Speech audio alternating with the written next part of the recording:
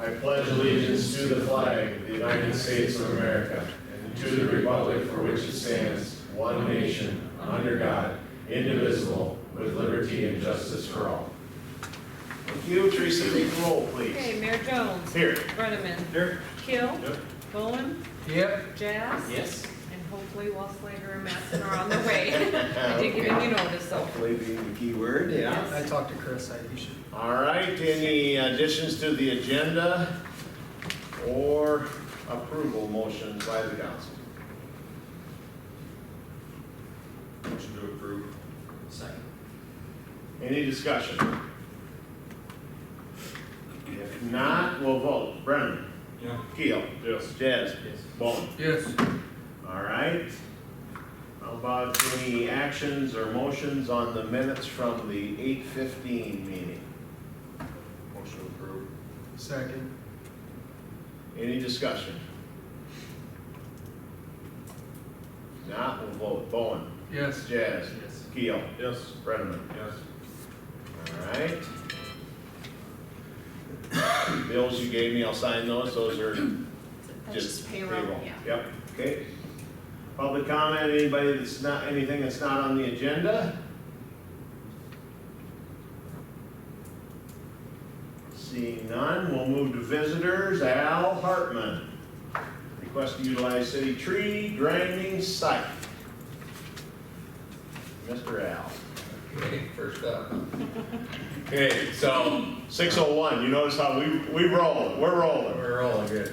So my address is 711 North Fulton Road, which is only important because my south border, property border, is also city limits border. So we have that border in common. But where I live, my address is outside the city limits. So on my property, I've got quite a few green ash trees in varying states of decline, and I think I counted there's like 23, 24 trees that are, for the most part, mature. So quite a few trees. So the question that I have is, I spoke with Jim Anderson, who does the grinding for the city, because the site that is open to the city is, you know, the trees have to be delivered there, and then the city hauls them up, and, you know, it's a process, even if I was living in town. So I asked him from his perspective of grinding, if it would be an issue of me dropping the trees off right there, and, you know, from his grinding perspective, if that was an issue. And he seemed to, you know, be just fine with actually grinding the trees. You know, it reminded me that, you know, that it's on city property and I needed to have permission to do that. But from a grinding perspective, he was fine with that. So I guess, to me, that made sense, because I realized the normal site is an issue. Also, anything that gets dumped there has to be handled then by the city at a cost of, you know, time and money to get the trees up to where they're going to be ground anyway. So what I'm asking is just to be able to simply drop them off where they are going to be ground. The city wouldn't have to handle them. There really wouldn't be an expense associated with the city, and Jim would just grind them when he grinds the others. The other thing is that I mentioned that we share a property line, and about a third of the trees are on the property line. There's a stake there that I don't know what else would be it would be other than a property line marker. So about a third of the trees are planted right in the property line of myself and the neighbors, which would also be the city property line. So at least that's what I think the stake is. It's a stake driven down with a flag coming out the top, and, you know. That's between you and Espinoza, right? Correct. Do you know that, Craig? That's probably what that is. Yeah, I You thought would it was, assume? you know, a lot of times they will stick a steel fence post by them so they can find Right. it back and stuff, yeah. Probably from back when they built or when they were, It was probably when Espinola built, because Yeah. he would have had to find his property line, so. right. Al had asked me about this, and that's why we're here tonight. I told him that he would have to have some sort of an approval to do this. Our only problem is we don't let citizens drive down our road and into our lagoon site. That's the hangup. And we use the word precedent a lot, and I hate that word, but we use that word a lot. We hate to start doing that, because then we're gonna have everybody asking us, hey, rather than dump them there at your tree dump, we'll just dump them right out there. And we don't know if we want all these vehicles. I know Craig doesn't want vehicles back in there, because we don't want anybody back there close to our equipment or around our lagoons. From a safety standpoint, and probably from an insurance standpoint, if you really get down to it. Well, I guess if you're worried about, I mean, I'd be happy to sign a waiver for something like that. You know, I guess if there's room and things like that, I think those are concerns, but if you're concerned about liability, I'd sign a waiver.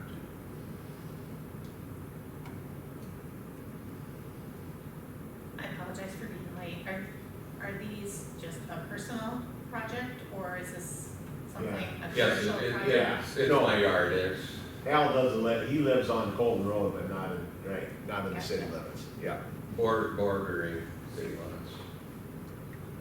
I think the hard thing with it, let's just say if there was a business in town that owned a tree company, and they see someone who's not, a resident of in the Hartford limits, that has the ability to use it, precedent, right?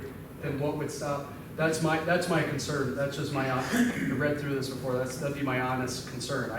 I personally don't care if people drive on the road and drop their trees off, but the precedent, then where does it stop? I think there has to be some discussion I've around already that. gotten phone calls on it. On this issue? Businesses wanting to use it. Right. We have or we haven't got? We have. Yeah. But businesses aren't really allowed To Yeah, do it anyway. Yeah, they can't do it I mean, anyways. It's not, and I would be removing them personally. I would not involve the business, and if there's maybe a couple trees I'm concerned about being able to take down, and if I involved the business for those couple, they would be responsible to go someplace else. Maybe we just annex you into the city and then you can use the city. I think I mentioned that to him Yeah. early on. I think that was one of the first things I said, Jake. Good, yeah, you're right. You're right there. I think we had that conversation. I don't know why you're not in the city, but. Well, yeah, that's a different discussion. I don't really understand that. I'm just kind of. But I think it goes back to how much Yeah, I apologize. overall land tried to get put in, and it was, it was more than one pass, but that's history. Well, I did share with Al that Dick Klinger was a friend of mine, went to church with me, asked me several times to use our tree dump, and I told him no every time. So, I mean, it's not like we're picking and choosing, because Dick would be mad every time he'd ask me. Well, the tree dump, Different deal. yeah, it's a different deal. I know. I mean, so, I personally gotta go use the tree dump. Yeah, but then we gotta, yeah, So the tree dump is in ordinance, and it Right. states, we'd have to change the ordinance, it only states residents City of the residents, city. Yeah. right. So we'd have to change, we'd have to go through an ordinance change before you Yeah. can do it. yeah. how would you look at the trees that are on the property line, which is also the city line? Whose property line? Our property line? Well, it's between him and Espinoza. Espinoza lives just to the south of him there.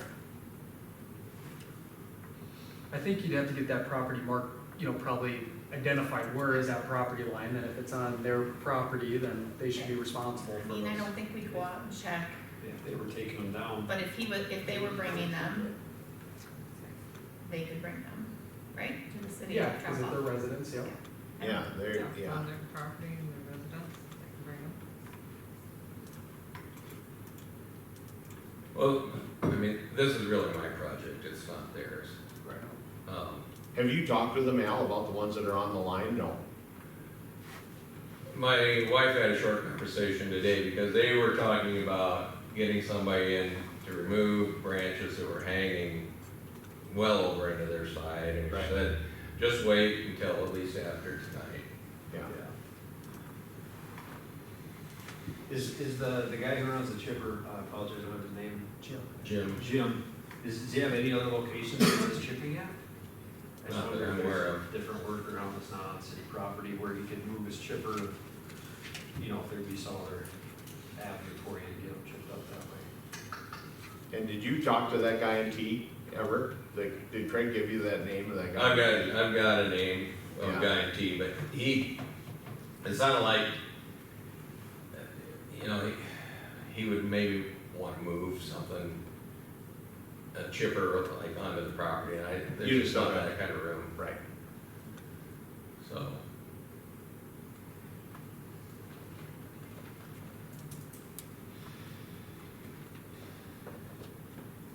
Well, what do you guys think? It's quite the conundrum. It really is. Unfortunately, our ordinance is pretty black and white. It's not pretty black and white, it is black and white. And so when we go into budget talks here a little later tonight, we're talking about all the things we need to cut, and then we basically add expense to the city. This guy's charged, you know.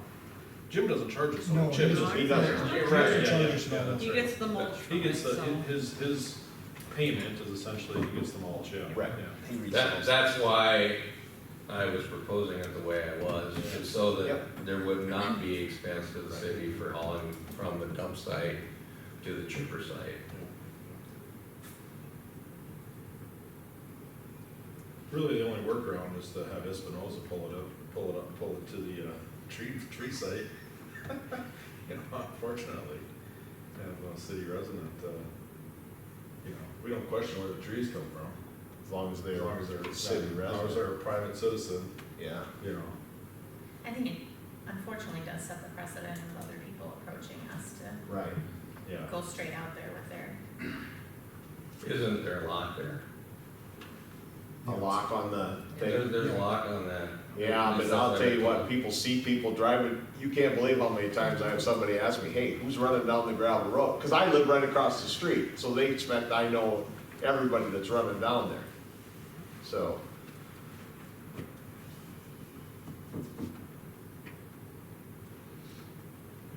Yeah, this is a tough one. I'm sure everybody, when you read through this, thought the same thing. Because Al and I had several conversations about this, and I said, man, this is a tough one because it just puts us in such a bad spot. If we open that door, I'm just afraid it's just gonna be a, And I mean, I don't think this group is remiss on the contributions that your family makes Right. to the community. You know, I don't know if there's a call in that doesn't go on. right. You know, that's really, I mean, we could really get off into the weeds here, but unfortunately, the precedent that would be set is just, puts us in a tough spot.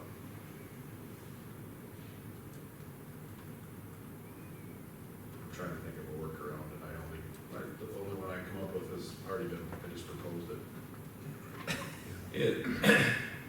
How does the ordinance read? Does it read that this trees have to come from the city, or the address, or? A city You resident, have to be a city resident. to a bring it resident up. of the city. And we know our guy down there, if he Checks. doesn't recognize Okay, somebody, I believe he's on me, it, he's yeah, asking. he's on it. Oh, I've had several He's phone asking. calls. I've had him chase me down before. Yeah. Especially if you got a commercial vehicle, yeah.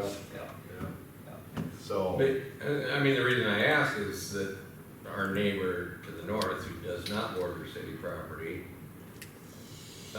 but owns property in the city, commercial property, was told he couldn't dump there, and it's because his residence is not. his residence was not.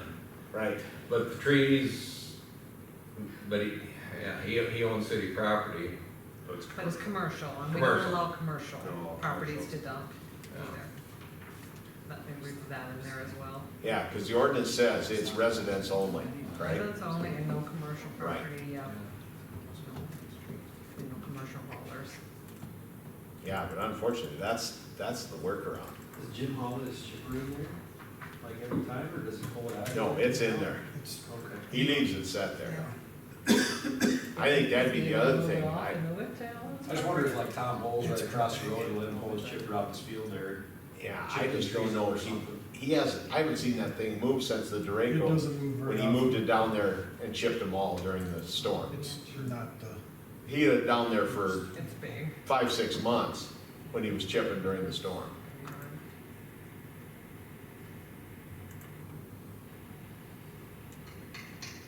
I do know, like Beaverville, they would take a pile of those trees. To burn? Yeah, they burn a lot of wood in their shop, that's all they heat with pretty much. They get a lot from the golf course every year. Oh, They sure. take order wood from the golf course and wherever they get it. So you can check with them and see, they'd probably take a pile of them for you. And that maybe goes down the road, I was wondering where the trees, so I probably could get rid of the main timber Yeah. in a number of ways. And I mentioned a third of the trees were on the property line, so, you know, just from a volume standpoint, if just the tops of the trees went either directly to the chipper or to the city site, I don't think it would amount to maybe 25 or 30% of the volume. And that's why I was asking about, okay, if you could legitimately look at the trees that are on the city limit property line and say, okay, you know, at least on a volume standpoint, that amount of material could come in. I mean, the main stuff, I think I could find a home for, one place or another.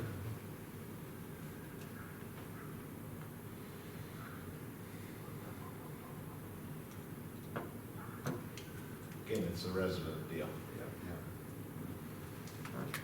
I can think of a few workarounds, I don't wanna comment on any more of them publicly. Fine. There's a camera over there. Yeah.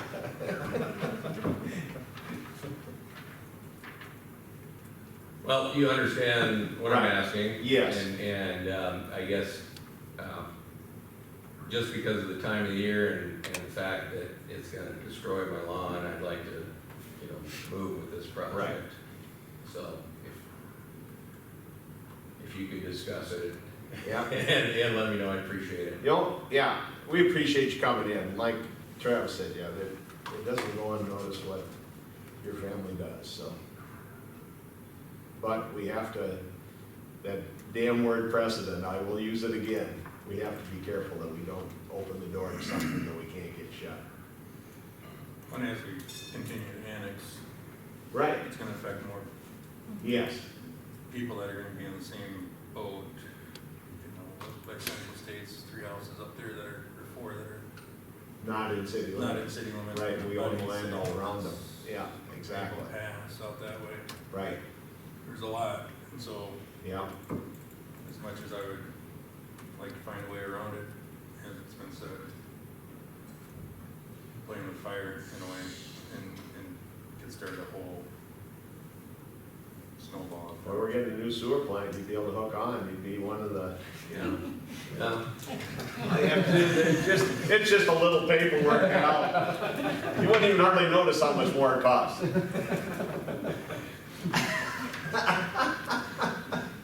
Okay, All right, we appreciate your time, we'll discuss it more. all right, thank you. All righty, thank you.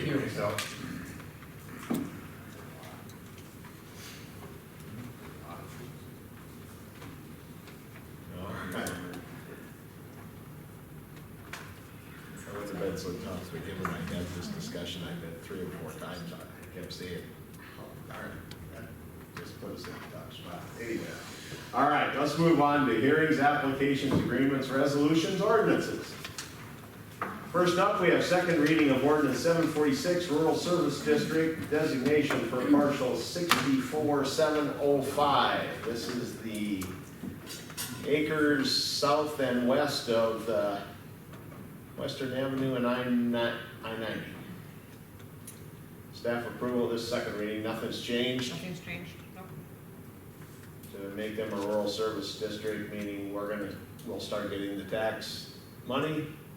Their tax rate stays the same, but the Tax rate taxes come stays the here same, but the until city they gets it. start to develop, yeah. Yep. Make a motion to approve ordinance 746, rural service district for parcel 64705. I'll second. Any discussion? If not, we'll vote. Wasslager, Yes. Mattson, Yes. Brenneman, Yes. Keel, Yes. Jazz, Yes. Bowen. Yes. All right. Speed ahead here. Next up, review approved county plat for lot 7 and 8 in block 1 of Brower Edition. This comes about because of our joint platting jurisdiction with the county. ISG's reviewed. Staff recommendation is to approve. Information's in your packet.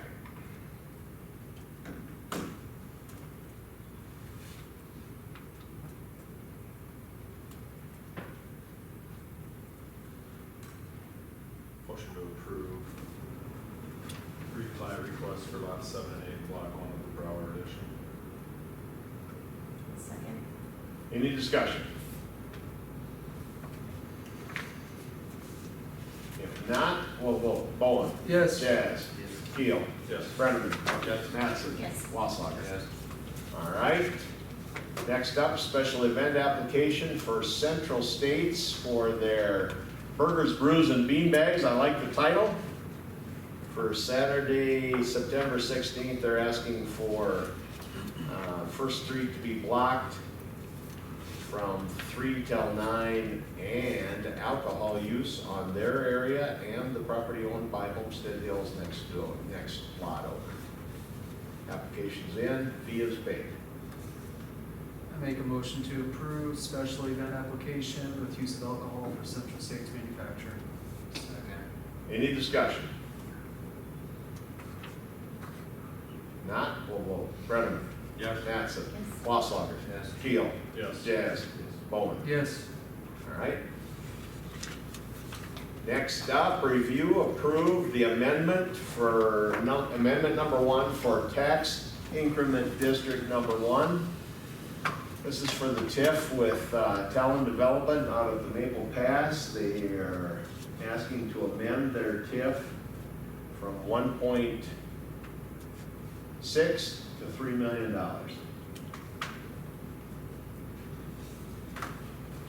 Tom has reviewed, everyone's reviewed. Yes, and just one thing to keep in mind in the projections that are contained in the plan, Yep. don't account for any other development other than what has taken place so far. So the repayment process should be much faster than what's projected, Right. assuming there's other development that takes place out there. So it's a very conservative estimate. Correct. And I think in the revisions, they show the prices, the increased in prices that they incurred, Yeah, totaled about the same difference as what they're requesting on the TIFs. correct. All right, any action from the council on this one? Just a quick question. So to extending the life of the loan from 10 to 15 years, so I was not a part of the process with this TIF. So simply, does that mean we don't reap those tax benefits until after, I mean, simply put, Till the 3 million is repaid. so the 3 million is repaid? It could be at max 15 years. At max Right. 15 years, but it could be sooner, like Tom pointed out, as more development happens and tax assessment increases, more taxes will go to pay that loan. So it could be sooner, but it's projected, at their estimate at 15 years instead of 10 now. Seems kind of crazy that they It were could be off by sooner. 1.4 million. Oh, well. Yeah, no, Well, they incurred some unexpected expenses. Right. yeah. Is what happened. A turn lane, for example, was required by DOT, and then I think the sewer issues and the road development issues. It's a major one. Yeah, if you'd like, I think we probably got everything, but if you'd like to, that's fine. Yeah, I'll try to keep it the high level, at most, you're not incorrect, you know, the request from the initial correct is a pretty big jump, but, we have been working with the city staff at Hartford, ISG, as well as the city attorney to kind of work through this. Kind of simply put, the changes, that, you know, the changes in the amendment to the plan from originally approved, I think it was middle of April 2022 to today, are summed up just between a few categories. We did have the Highway 38 turning lane, which was, we had initially submitted an application for the access permit for Maple Avenue to come right off Highway 38, kind of already where it was planned to be. We did our traffic impact study, we had submitted all the documentation, been approved for that. And then subsequently, when they were working on kind of the final, from what I understand, this is secondhand from the DOT, that when they were working on the Mickelson Road improvements and final documents and plans, they then had a newer traffic impact study that showed traffic volumes that were at a higher level than when we had done it. Same firm, same person did it, so it wasn't like two competing opinions. But they pretty much just kind of gave us the option, you know, do it now at your cost, or we'll do it for you and we'll assess it back. You know, with a TIF, just that turning lane portion would wipe out the tax increment that we need just to repay the TIF back. So obviously, we want to hold, you know, ourselves accountable, control the cost of the turning lane project, and, you know, make everybody whole for that price, or for that piece of it. In total, the turning lane portion between removal of the existing berm, regrading, and paving, striping, road traffic management, and stuff like that, with testing, inspections, and engineering was just over $288,000. So that was a significant portion of it. Another large piece of it was an issue that we ran into, I believe it was about 2 to 3 months after we had the TIF kind of in place, originally in 2022, was our civil engineering drawings had shown our sewer routing to the lift station and being connected. You know, ISG reviews it from a constructability standpoint and materials, methods, and you know, details and sections. But the one missing piece that ended up being the large piece that we needed to make that route that was shown in the drawings reality was the fact that when a while back when Turtle Creek was platted, there was no utility easement platted along the right of way of Mickelson Road, which our engineer had shown on the plans simply because they, you know, assume, I guess, you know, for lack of a better term. So knowing that we had one, you know, we went through, I think, 4 or 5 different price options, routes, you know, engineering drawings, and priced them out, and then met with the city of Hartford again, just, you know, try to be completely transparent, sharing all costs and everything. And, you know, we more or less got held hostage a little bit for getting the easement required to make that connection. You know, that connection is important, number one, because it serves our property, but not only us, it serves all of the future connections down Maple Avenue to the east, to the west. You know, there's the land that we're developing outside of just our roughly 5 acre phase 1 site of the 24.5 acres. You know, we'll now have sewer access over that entire development, which is a huge piece.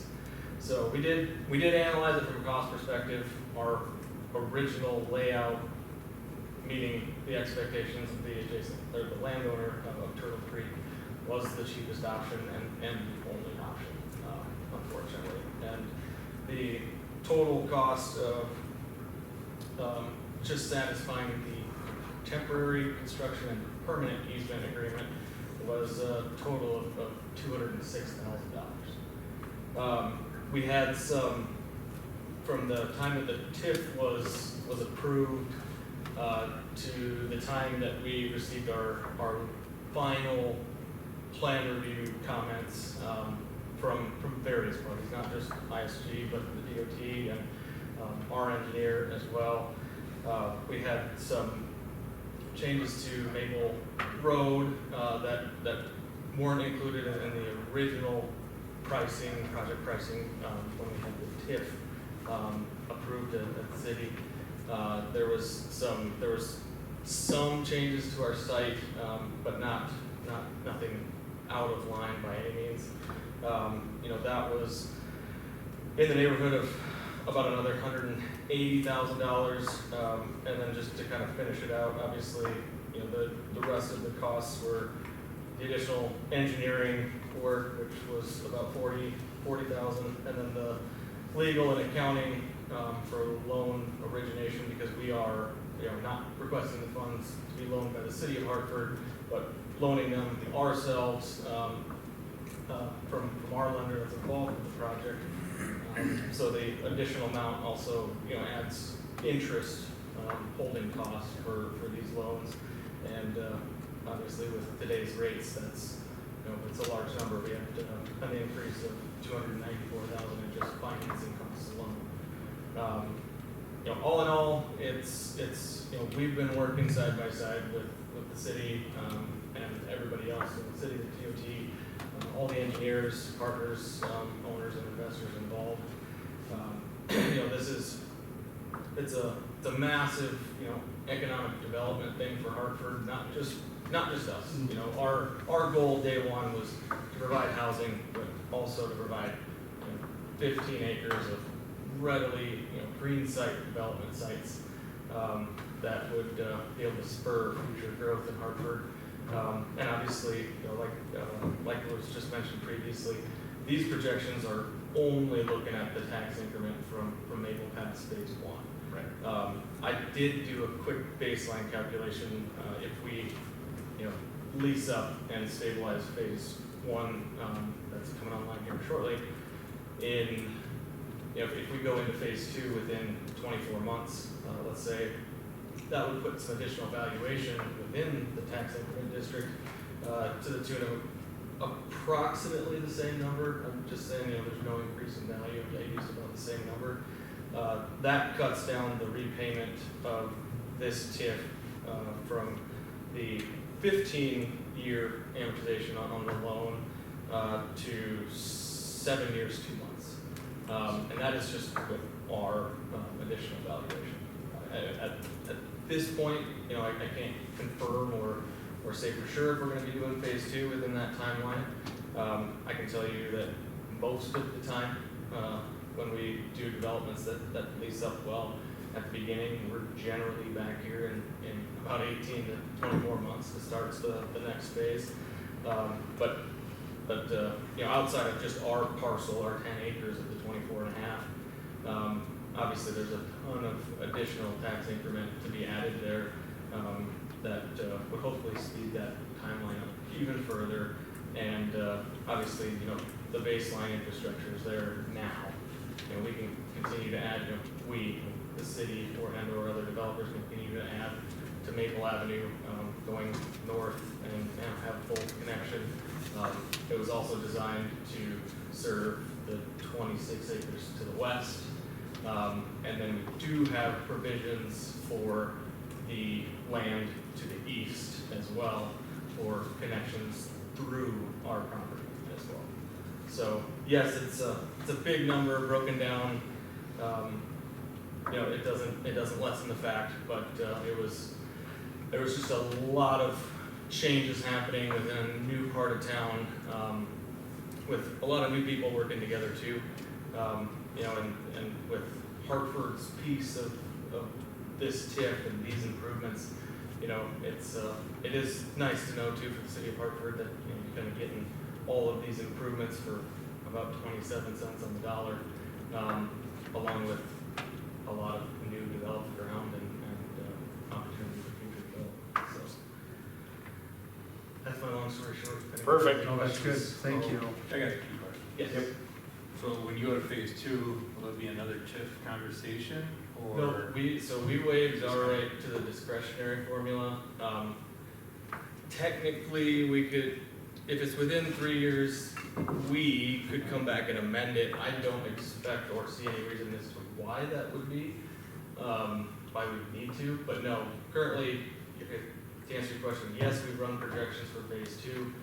No, we don't include any TIF dollars. And if we didn't do this amendment, then you have to go private on the funding. Correct, which is, well, we already are. Or So we're loaning the TIF dollars, the additional TIF dollars ourselves. yeah. So it's still private lending, yes. Good. Any other questions? All right, thank you. Thank you. Any actions from the council?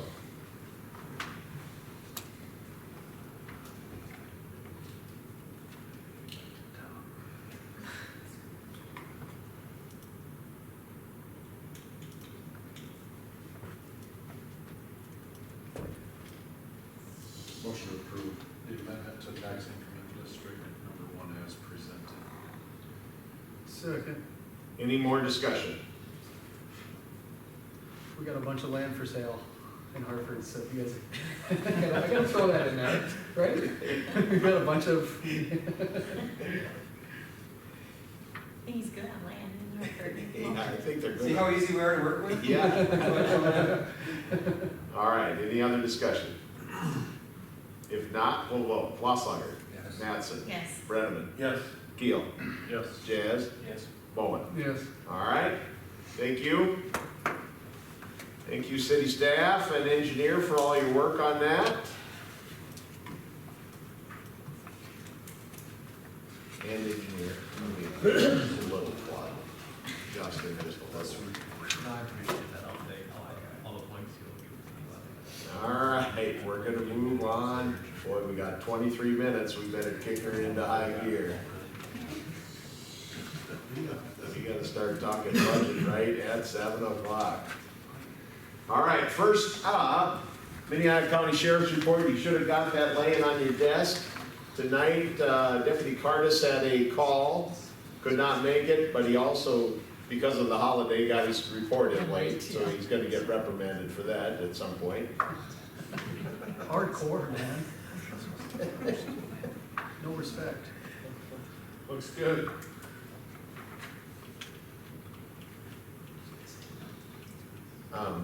We'll just share this because it has to do with our law enforcement. I was on Main Street, and the guy stopped me, and he says, "How come we got 2 cop cars running around?" This was the day before school started. So I said, "Well, if you've been by the school, we got all this construction." I said, "We've asked them to make sure that they're in town, know what they're gonna do, know the places that they need to be watching." Oh, that makes sense, and he walked away. He walked away. But that was the question that I got asked. I thought that was pretty funny. So, because it just so happened, he met them both. He was coming to town, and he met both of the cop cars, and he couldn't figure out how come we had 2 cop cars running around. Anyway, Reminded that Hartford is still part of the county. we're huge. You reminded Hartford is still part of the county? Yeah, we are part of it. Little part of the county. Did we ask for patrols up through Maple Pass, or? We're gonna start here pretty soon, I suppose. They still got the sign that says no traffic, not open to traffic, right? Yeah, Spencer's up there checking it out. yeah, oh, yeah. Must be on their radar already. All right, we'll move down to Chamber and Economic Development Director, Amy. My information's in the packet and keep it short and sweet. September 19th, the Chamber is holding a Chamber Gratitude Day, so about 15 to 20 volunteers were going door to door to Chamber members, delivering some cookies and a special membership directory, and then a card that says Dear Ashley, and it asks questions about the Chamber to see how their membership's going and so forth. And they'll start at 7 a.m. or 7:30 here with a little complimentary breakfast type thing just to get them off and going. And then they'll meet up at about 4:30 over at the Goat for drop off of any materials that were left over, and then just to celebrate the day. And then on the 27th, again, the black tie components ribbon cutting.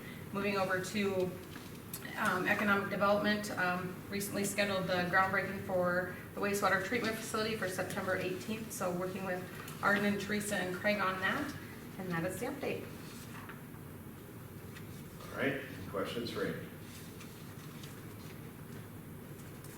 Yeah, if you can, as many as you can, make it for the groundbreaking on the 18th, that'd be great. It's at 10 a.m. All right, Tuesday? Monday. Monday. Monday. I'll throw out a public notice, so in case Yep. we do have a quorum. we're Yeah, you guys covered. will all be getting an invite. Yep, And I yep, typically do an invite. Outlook invite to everyone. Is that okay if I do that too, or you want to do that? Okay. Just with my ribbon cutting and groundbreaking list. Yeah. Okay, perfect. We'll get that out. All right. So we're not going with reclamation or whatever the nicer name was? Do you know what I'm talking about? We're number one and number two, I think that's what the sign's gonna say. All right, city engineer report. Which one of you dudes wants to start? Michael, you wanna start? Sure. My report is in your packet. I don't have many updates for you. It's been a pretty calm couple of weeks since our last meeting. One thing to note is I did just get a call from Jeff. They will be seeding on 6th of the month later this week, getting that wrapped up. And doing a bit of overseeding just to ensure that there's additional seeds to make sure we establish growth and can wrap up that project. If there are no questions, Justin and Wade will give you guys an update on the water resource recovery facility bid that was let last week. Right, you wanna go next, Wade? You wanna go Justin? Which one of you guys wants to talk first?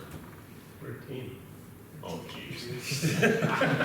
I'll let. What, did that sound bad? Yeah, probably so. I will let Wade take All right. any update and where our budget's coming in at. All right, good to see you, Wade. You guys too. Glad to have your news this time than last time, so. We went out and did we entered into our contract for 21 million, the numbers that our took us down to. And just Cindy, I think, was the one that got you out of it. And I guess with ISG and us, we sat down and we did a bunch of stuff that we told you guys we could do and got it where we thought it was gonna be, and we put it out for bids for everyone. They're all received last Tuesday by ISG at their office. We were down here on Wednesday and went through them all and recapped them all and ended up coming in less than our GMP is, so we increased your contingency from 300,000 to like roughly 345. In addition to that, we gave Craig back a couple of things we asked him to give up while we were trying to get the budget back out. What? Yeah, you got an extra pump at the lift station, you got Just some necessity things. a couple of things he was kind of nervous about not having. So the bids all came in, there were some ups and downs in all the numbers, but so the bottom line is we're ready to start construction. We'll probably be mobilizing out there before the groundbreaking. And at this point then, we're comfortable, we have pretty healthy contingency set aside. We didn't have to dip into that at this point. We have, for us, our company ended up we're gonna end up doing the concrete and the process pipe work. The subcontractors that come build the building, there's a lot of local folks in there. The electric contractors, electric construction company out of Sioux Falls, who we just are finishing several projects with, so they're very good. Your utility contractor is gonna be Site Works, who I think you guys are familiar with. They give you guys a very nice quote, and they're very excited about getting out here. They actually would like to start this fall, start down by the interstate and work towards town and see where winter catches them. Their goal would be to get to Mickelson, is that the right road? Yeah. And then Justin gets to decide whether they get to go across or not, depending on the time of the year. So we don't want to rip that up. And the goal is to go out there and start on the concrete tank, the big one in the middle. And we'll start on that, contractually, the Sukuk is going to be doing the earthwork, and they have to have the hole ready for us to begin concrete work second week of October. So that's, we have to get the road built in, off your county up there. And so, that's kind of where we're at. So. cost and good. The way that's mowed out there, that's our easement, right, coming in off of the, right. You guys have mowed that Yeah, now, we're or gonna do sprayed it it, one or- more time before the ground Right, breaking too. okay, yeah. Couple questions, and I was just looking, so on the engineer's report, and I didn't know when to ask this question, if I should ask it to Michael or wait, or I decided to wait. I think it might be a typo, but on the engineer's report, it says that everything came within the GMP. On the engineer's report, it says that, I think. Yes. But then if you look at your report, or the other report, it says basically the bids came in a little over than the GMP, approximately 45K. Came in under. It came in That's under. my pick, yes. Because when we left here the last time, we had a contingency on the bottom line of 300,000, Yeah. now it's 345. Okay. So the bids actually came in closer to 100 under because the stuff we get back to Craig was substantial. I forget the exact numbers, 50, 60 grand. So where it came in less, 45,000, they're adding that back into the contingency, Gotcha, so. that makes sense, okay. Our contingency grew, The staff report should read, the bids came in a little under yes, the GMP. yes, Yeah. it should, yeah. Okay. If you Taking that in my recall, head. Sean, we talked about that construction generated contingency, so when an item comes in under, we're just throwing that. You're down gonna the throw bottom. that into that pile? Yeah, so essentially, there were 19 bid packages. So out of those 19, we took that $45,000 and then we just pulled it down at the bottom. Okay. But those prices up there, they're locked in. So I think it's just Teresa's report. Sorry, I didn't mean to put you on the spot, yeah. So now we you're got correct. Deputy Cardis and Teresa. One more question, and I'm a construction recruiter, so I recruit with, so I'm curious on the bidding process, but like, let's just say, because you guys are self-performing the concrete and Process pipe. the process piping, so do you guys have to do seal bid on that, or you guys can look at the other bids No, and? we have to turn ours in. just Okay, like I that. was curious on that, okay. And how it works. We were here earlier, we established our GMP, everything we're gonna self-perform, we put a number to, right? So then that's the number that we're gonna perform it for, we just fill out the bid form and hand it in. Okay. So we turned in bid packages on, precast is probably the only other one, we had a precast supplier that didn't wanna bid the precast package installed, he just wanted to bid it provided, so we got an install price and put together a number, that wasn't low on that. So, yeah, so, no, we have to be a low-cost provider for you in all counts. You need to look under the skirt and tell, so to speak, under the tablecloth. Yeah, there we go. That's good. What's under the table? Be careful, stop digging. Yeah, stop digging. All right, what else you got to add, Wade? Nothing, looking forward to getting this thing rolling. Any questions? I just happened to stop in that day when they were looking at all this stuff, so I disrupted their meeting. So that was kind of fun. It was a good catch, yeah. I don't get a chance to disrupt people's. What? Why don't I believe that? So that probably cost us like, what, only $400 or $500? Yeah. 45,000, that 45,000 went away. That went away. Yeah. No, it's gonna be, our superintendent will be coming over here to set up trailers next week to roll here. And we'll be here. Yeah, and he was here that day, right? Matt, no, that was the young project engineer. Okay. Yeah. Okay, because I didn't meet him. I knew the rest of them, the one's your brother, the one's your son, and your daughter-in-law. Man, he is. We brought the family for us. Wow, that is, almost like Travis Electric. And there's a Rice Lake truck at your hotel tonight, it's working in Sioux Falls, it's staying in Hartford. There you go. Thank you. There you go. All right, anybody got any questions for Wade? If not, we'll keep this thing moving along. Thank you. Thanks, guys. Thank Look you. forward to it. All right, you're up next. Yeah, real quick, and I'll just elaborate real quick, Sean, to your question on the bidding. So all the bids came to me, and we, make sure to keep that clear, cut and dry. That way, we're just like, wasn't seeing any of those bids before if there's any of those self-performant to give them the advantage. So they all came to me, then we sat down Wednesday morning, compared apples to apples, met with city staff that afternoon, and went through everything to decide where we were at. So only thing I have for you guys is just CA contract for the Hartford wastewater treatment facility, so that's to provide our construction administration and observation services for the project. So that's a gamut of items listed in the proposal, the reviewing shop drawings, pay requests, review and approval of change orders, which on this one will be a little different with the GMP. Like I said, the pay requests, providing those on a monthly basis for the project. Another thing I wanted to note on here, also as part of the CA task, we will maintain a project website that'll be updated every 2 weeks, so that's to provide the residents an updated update on the project, provide some images, this and that, have a running timeline on that.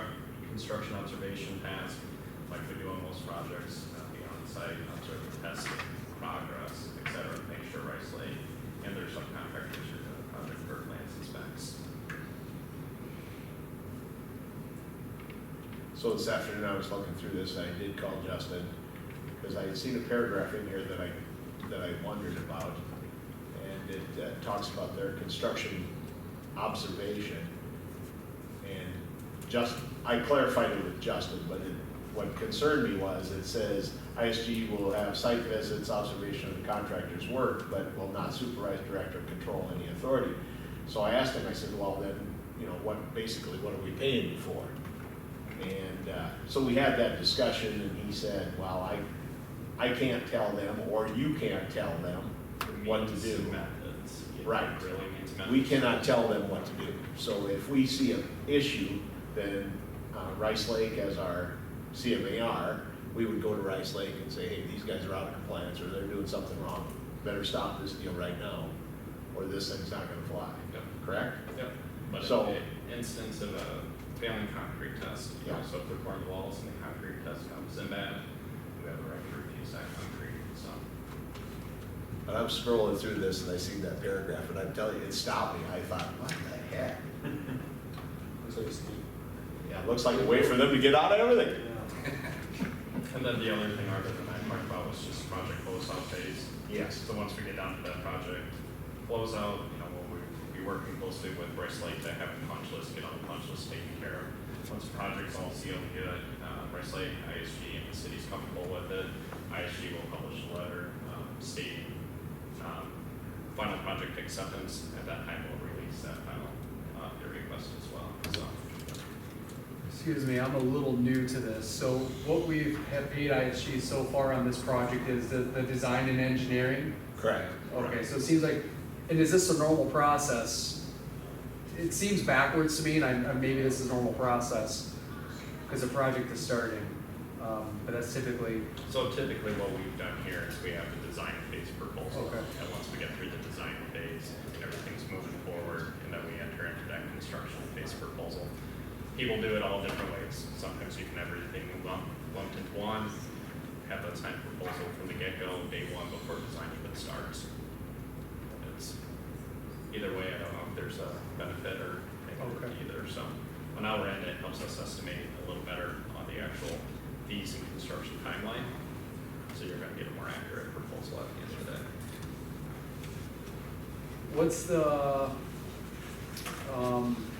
difference between the 750 and 650? Well, how did it drop down to 100,000?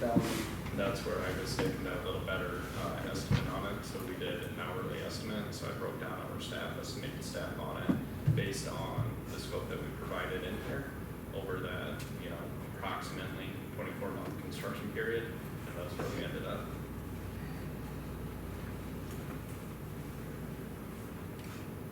Make a motion to approve ISG proposal for construction administration for the wastewater treatment facility. Second.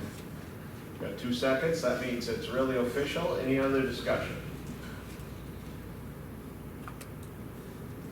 Hearing none, we'll vote. Loslawler. Yes. Mattson. Yes. Brennan. Yes. Keel. Yes. Jazz. Yes. Bowen. Yes. All right. Thank you very much. Thank you. You guys. All right, we got 5 minutes, Craig. You're up next, what do you got? Make it short, the only thing I'm gonna add is that we will be out there at that site mowing that with our 1972 John Deere mower. Oh, boy. And then if there's anything you guys got for me. It looked like a pretty nice machine in that picture. I asked him which street lane he went to get that picture. He said he just had to walk into the shop. Oh. And put a rattle can or two in your budget for next year. Wow. No, All I'm right. hoping unless somebody has something for me, so. Any questions for Craig? All right, Karen, you got anything to add? No. Anybody have any questions for Karen? If not, Teresa, you're last up. I just want to add one thing that I forgot to put in my report. Just let you know, so you guys start thinking about it. At our next agenda in 2 weeks, we're going to need to discuss who is going to oversee and engineer our 12th and Oaks project. You know, this whole, if we get the EDA grant for that, we've been getting all our cost estimates and whatnot from the HADF's engineer, because that's who started it all. But we'll have to decide if we want to continue with them or if we want to go with the city engineer. And so I just want you guys to kind of start thinking about it. You know, originally it was just going to be Oaks Avenue. We added in 12th Street. Both are city right of ways, so it's going to be one grant, so it should probably be one project, you know, so. When we entertain that, it'd be nice to know what work would be repeated if we switch engineers. Right, What would that be? right, and I know ISG said they can probably get us a proposal, and I can probably get one from the other engineer as well, so we can have that information to review and discuss at the next meeting. But I just wanted you guys to just kind of start thinking Right. about that. It'll be on the next agenda. So. We don't want to double up. Right, exactly, that We don't want to kind spend of money. purposes. Yeah. Oh, I also noticed in your report that you had that CIT project was discussed by the city council on 9:15 instead of 8:15 on the bike trail. Oh my God, that's 2 days. That's you know? 2. Saying, Couldn't get rid of it. I read this report like, wow. All right, but yeah, unless anybody else has any questions. Anything else? We got one action item under Yep. Teresa's. Yeah, motion to appoint the Hartford City Administrator to the Dakota Main Stem Regional Water System Board. Second. Any discussion? As we know, this is the group, they're just starting. They're looking at pipelining straight across from approximately Chamberlain coming east. Bring water.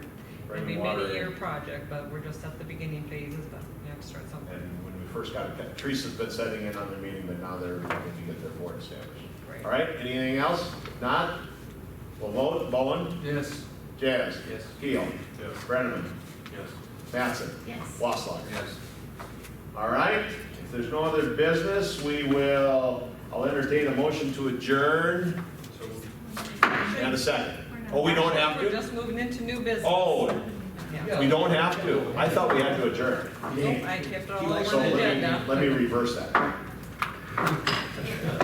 All right. 6:58. See you guys. See you, Wayne. Thanks for coming in. Yeah. See you, Tom. So, Chief, are we moving into the budget now yet? Everybody who's not strapped down, leave. We'll move into that one. Yep. We might need a minute.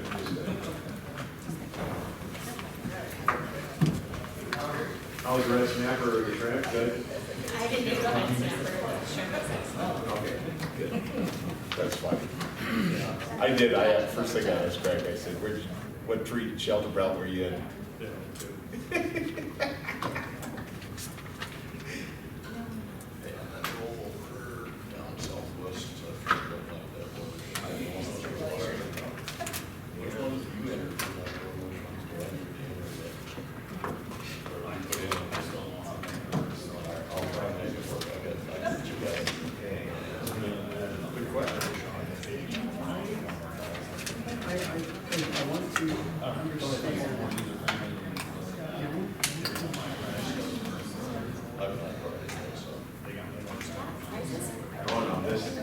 When my computer. Oh, yeah. So they will send you the tech people, because we were in Fargo, when we came out. Part of the supply. So when he was napping, I showed you the grants and the letter. It's not fair, I double duty, we just finished budget at work. Was mine.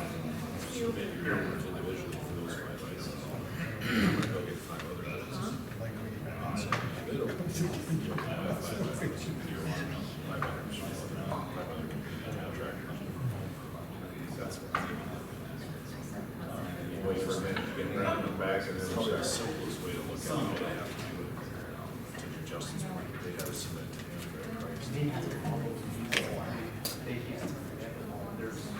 Well, they have the same risk that the contractor who is associated with price like that. They can lose their ass on that section, that phase of the project, as well as the next step. Right. But no one is able to Somebody comes in and says, gee, I invested there, man. That's hard. Right, right,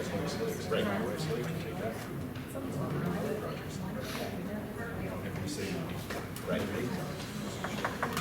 All right. Thanks you guys all for coming. We're gonna have a little discussion here and then we'll get to you guys' requests here as quickly as we possibly can. Teresa, do you want to just give a little quick update? I'm sure everybody's looked through their packet and has all this information memorized. Yeah, I'm sure they do.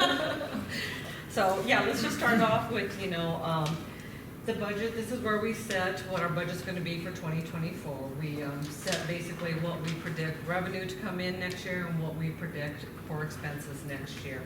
What I've given you in your packet is just that, our best estimate with staff. Mainly a lot of stuff is going by, what we've allocated, in previous years. We're gonna pretty much have the same expenses every year. And then factor in any known increases or decreases, anything we think that's gonna be changing, and we would change that line item. So this is our best guesstimate on it. We can run through the revenues first, and I'll just point out a few things to just kind of bring your attention to them. Like I said, most are kind of just an average of what we have paid out or what we've brought in previous years. But on the revenue side, basically the city's two biggest revenue sources are real estate taxes and sales tax. Those are the main things that go into the general fund that basically fund the city for our operating expenses. And so what we bring in for real estate taxes is basically what is set by our mill levy. And the state has a formula that we have to go by that basically sets our mill levy. Sets what our maximum mill levy or what we request is. And that tax formula is basically whatever you requested last year in tax dollars, you take that and add in a 3% consumer price index, unless that index is lower than 3%. It was higher this year, so it's at 3%. Plus then you add our growth rate, and basically that is what the county computes our growth at, and it goes off of building permits. So, the more building, the more assessed value you get to it, the county figures our growth rate. And this last year, it was 4.81%. So that's a pretty good growth rate this year when you compare around other towns around here. So if we take those dollar amounts and add them together, basically we come up with about 1.7 million that we can request for tax revenue. We figure our mill levy by taking that amount divided by our assessed value, and we get that from the county too, because we don't set the assessed value, the county does. But if you take that amount divided by our assessed value, basically, even with requesting the maximum we can, we will lower our mill rate to 5.29%. So even requesting the maximum tax amount, which I'm recommending we do because we have a lot of expenses on the expense side, everything's increasing there, we are still lowering our mill levy. And I actually took a look back, we have lowered in the last 20 years, from 2003 to 2023, we have lowered our mill levy over 4%. We have gone down, there's 3 years in there, I think we stayed the same, but we have gone down every other year. So in essence, it's growing, which adds our assessed value, that helps our mill levy and helps bring it down. We spread that, basically that cost between, all the residents and the commercial business there. So the amount that I have proposed in the budget is what we can request from the county, that maximum amount. which does bring our mill levy down low. Teresa, I think a point that gets lost in the wash is the maximum that we can increase is the 3% number. The maximum multiplier is 3%. Right. The consumer price index, even if that's higher, like you Even said if it that's was, higher. and it's been higher consistently Yes, for a number of years. Yep. We are still capped at 3%. exactly. So We're, when we're folks- limited by this formula, yeah. When folks say, why do my taxes keep going up? To your point, the mill levy, our tax rate has gone down. The city share Valuations is. go up, and we are still trending behind the consumer price index Yep. significantly. And so we have to buy things like every other person in the community. The Right. city has to buy things. We have less money to buy them with than we did 20 years ago. Perfect, yep. That's the exact scenario that we go by. Like I said, unfortunately, we are limited by this formula from the state of what we can, request. You always can do an opt-out by a vote of the people if you want. County has an opt-out, school has an opt-out out there. We are not. We are continuing just to go on this formula and decreasing our mill levy. Like I said, taxes may go up because assessed values go up. Other portions, county, schools portion go up.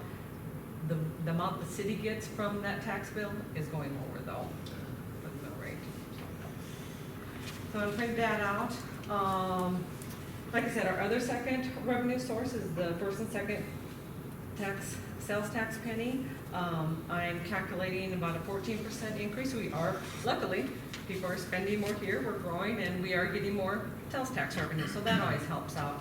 That 14% is just kind of the average over the last 4 years. We seem to be ahead this year as well, so I do think we'll increase by that amount next year. That is what I'm projecting to be.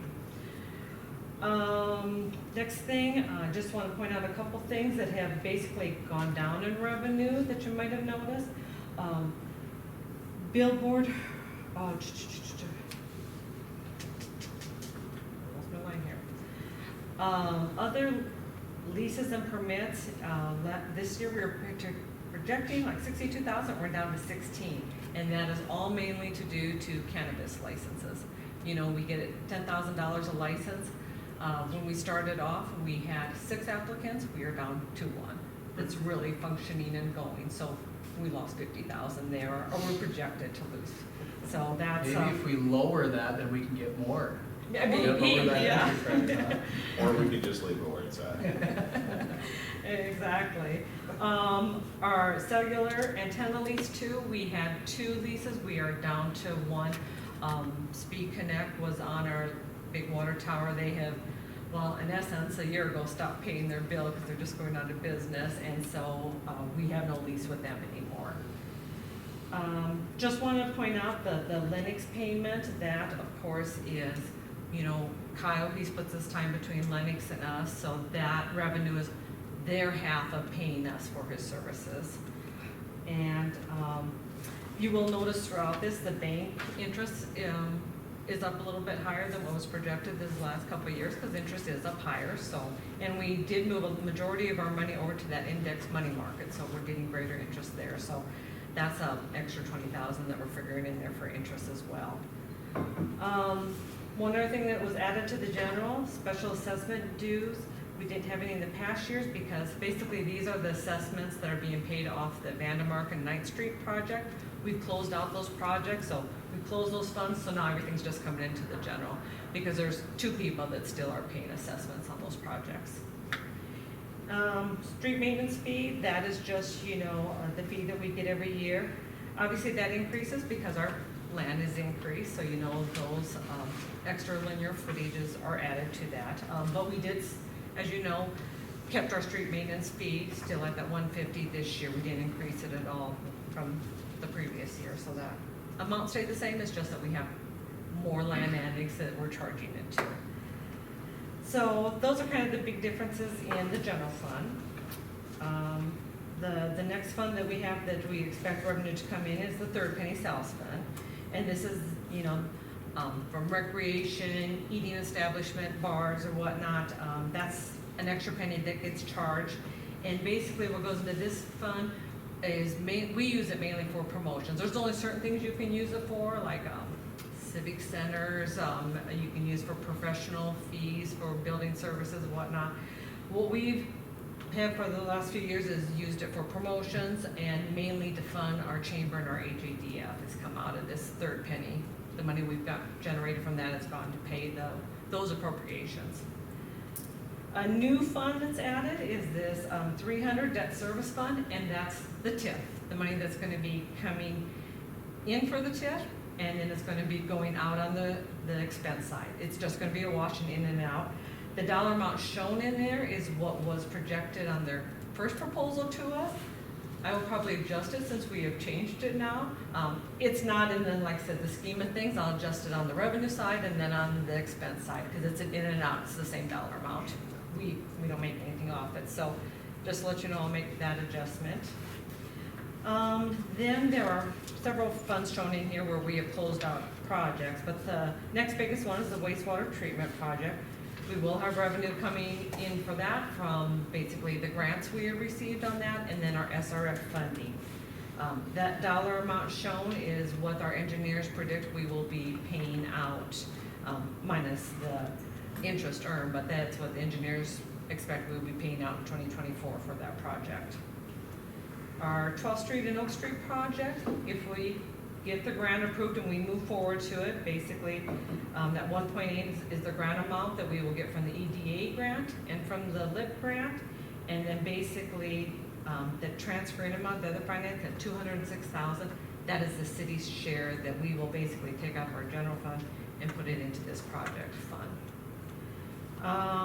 Our Highway 38 water project, we anticipated we were going to do it this year, but we are pushing it off into next year to coincide with hopefully getting the same contractor that's doing our wastewater treatment facility and save a little expenses there.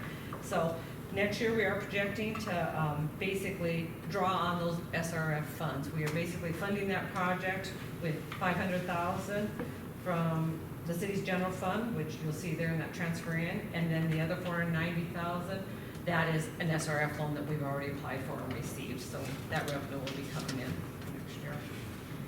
And then water fund, basically the water and sewer both, our biggest generators of course is our sales that we get off our water and sewer bill. That's an estimate of the amount of accounts we have, and we know those will increase, plus we always have built-in ordinance a 2% increase in both those, so we can generate revenue in those funds to help pay maintenance and repairs, also to have something in reserves for future projects. That's, like I said, our two main revenue sources in the water fund and the sewer fund. And the other thing in the sewer fund, you may notice, obviously we're starting to collect that surcharge for that loan payment. So those funds are building out. We anticipated that we would have started paying on those funds. We haven't closed on that loan yet. They're still going through some archaeological research and whatnot. We anticipate this month that we'll be closing on it. So we actually next year won't be paying.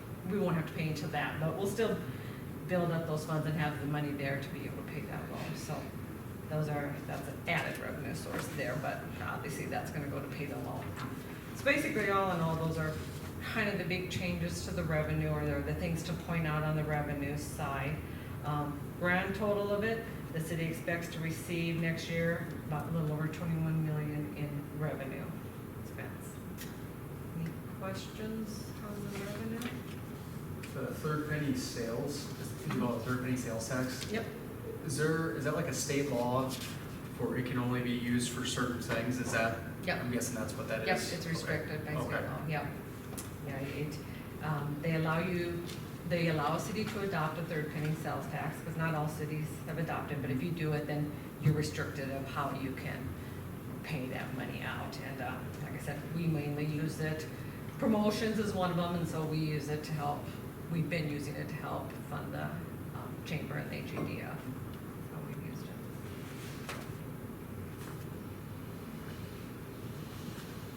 All right. Can we go through the expenses now? Sure. Okay, sure. That was so fun. We'll go through this. You bet. Okay, kind of the same thing, expenses. We kind of look at previous years, that way we can kind of get a base of what, expenses we know we'll have to be paying out. Obviously, all of us know expenses have rose in the last couple of years. We expect that to be no change for the next year. Everything is costing more. We are acquiring more land, more roads, more bike trails, watering out sports comp, but we're just, expenses for the city are just increasing. So we've all sat down and kind of looked through it, seeing if we need to increase here, decrease there, and kind of factor in, like I said, any changes. I guess the big things to note on this off the hand is that you may have noticed that in all the departments, I have figured in a 5% salary increase. Obviously, this is just the budget amount. Council doesn't decide till the end of the years when you do reviews of what you'll do for raises or whatnot, but I did want to build something into the budget because obviously that's something you can, be a starting point to look at for you guys. I also, another thing, our insurance has all increased this year, so I factored in about a 5% increase for next year, assuming it's going to be about the same. So every department, whether it be finance, streets, parks, or whatnot, I factored in those increases just to let you know overall. So kind of with going through the general fund then, like I said, that two things with the finance office is mainly that 5% salary increase and that for insurance have been kind of the larger changes. When we go to public buildings, same thing with the salaries and insurance. I do want to point out though, utilities, that took a bump up, and that's mainly because we have the Gage House now, where we're paying utilities on that one, and it's not cheap, the Gage House. So we did bump that up just because we have another building that we're maintaining. Just police administration, we are under contract for those amounts, and basically the service contract, the top number, is what we pay out to the county for our nights and weekends coverage. We get about 100 hours of nights and weekends coverage. That did increase 4.88%, and that comes straight from the county. So we're under contract for that. That's what's figured into the budget. And then the second line there, that is our daytime deputy. So that's Deputy Carter. We actually pay his salary. We're in the contract to pay his salary. And obviously that kind of changes a little bit depending on how much overtime he puts in, or if he puts in special event or whatnot. But mainly that's to pay his salary coming here. And I do know the county is factoring a 5% wage increase, so that's what I bumped that up to. And then we get down to under the volunteer fire department. Basically, this is where we would pay out for the Humboldt ambulance, the fire department appropriations, and if we pay out anything for their equipment replacement. All those amounts are not put in there because that's yet to be determined by council what you want to put in there. The one amount that is in there is that we are once again under contract. We have a contract with the fire department each year.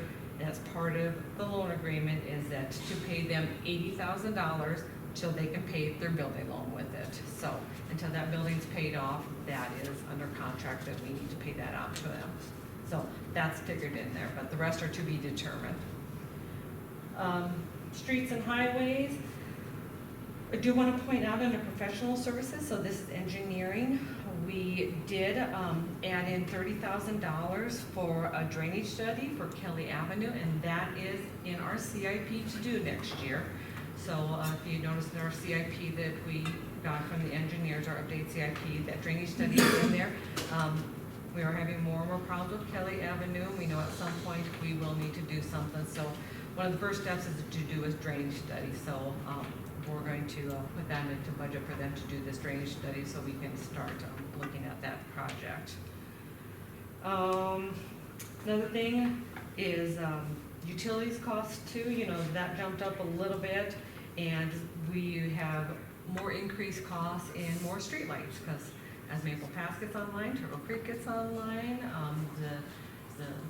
the latest phase with Western Meadows, we pay for every street light that's put in. We pay a monthly cost, so obviously our utility expense goes up with that. Transit, basically, we always have our contract amount that we pay ROCS for managing the service. Also, there's a $20,000 put in there. We had talked about we are letting them apply for a grant for a new transit bus. that's what the amount they told us that they hope to be our share, our 20% share of that. So that $20,000 is put in budget. If that grant all goes through, we'll have the funds there to pay for that. And then pool, basically it's a lot of just operation and maintenance. Neil's kind of gone through it. We've added in extra things that we believe we need to repair or fix or to add to the pool. I do want to point out, like with the pool and the park rec program, I did have increase in there for part-time help as well. We have tried to, the last couple of years, bring our wages for our part-time people up because we were having a lot of trouble getting part-time people because everybody's paying more and more for us. So in '22, we increased our starting wage by $3. Last year, we did it by $2. I'm factoring another bump up of $1, hopefully kind of to bring it in line with, you know, what these kids can go to Sioux Falls and make and keep them here so we can have workers for our services. So I did factor that into like the pool, the parks, and our park rec program, so.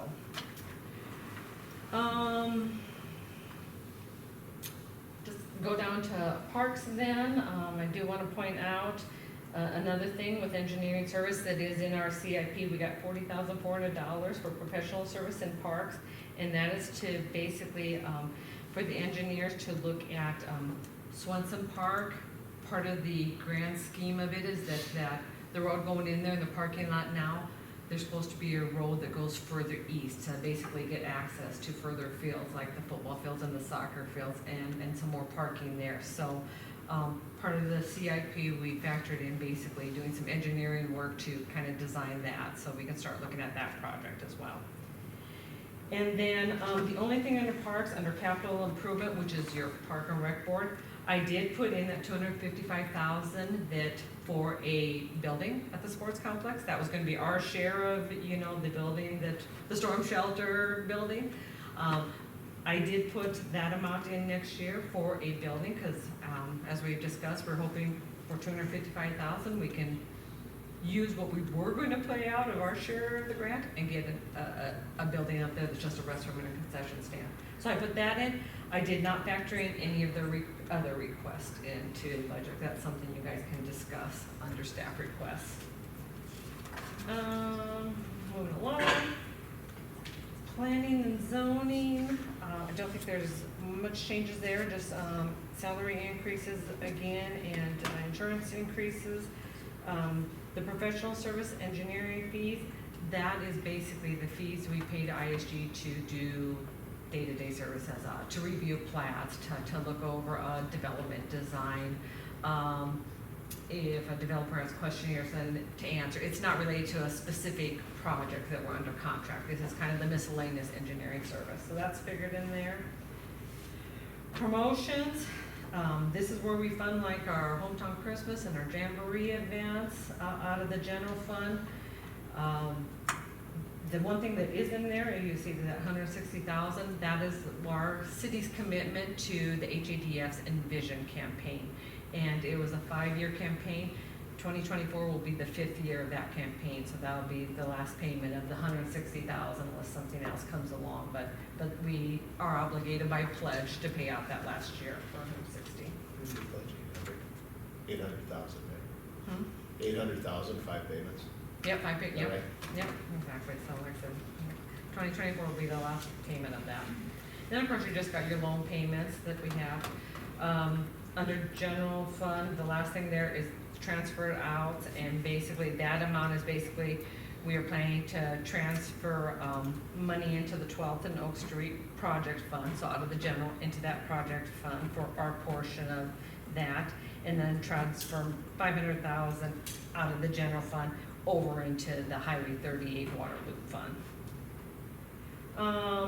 Third penny sales tax, so out of the general fund and into the third penny sales tax fund, really like I had mentioned earlier, this is where we have paid appropriations to the HADF and the chamber.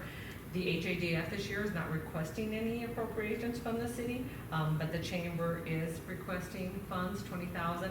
Nothing's put in there because that's yet to be determined by the council here tonight. And then, once again, our new fund, our 300, our debt service, that's the payment that we would pay out for the taxes that come in for the TIP district. So it's an in and an out for the revenue and expense.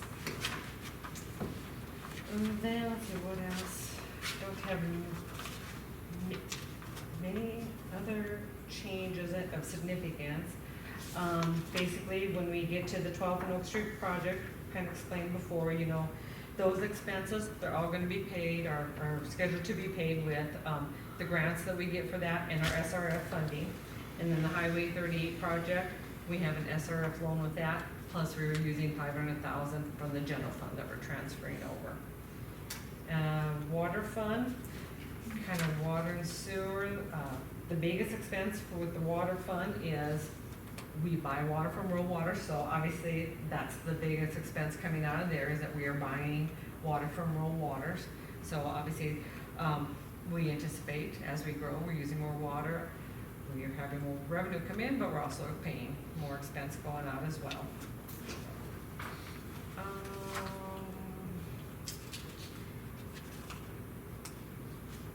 Those are kind of the highlights, the big changes I had highlighted, Mark.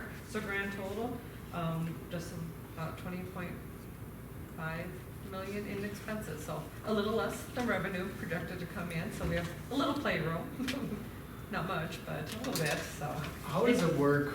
So we purchase water every year from Minnehaha County Water, right? Yep. And we have an allocation of 2 million gallons per day.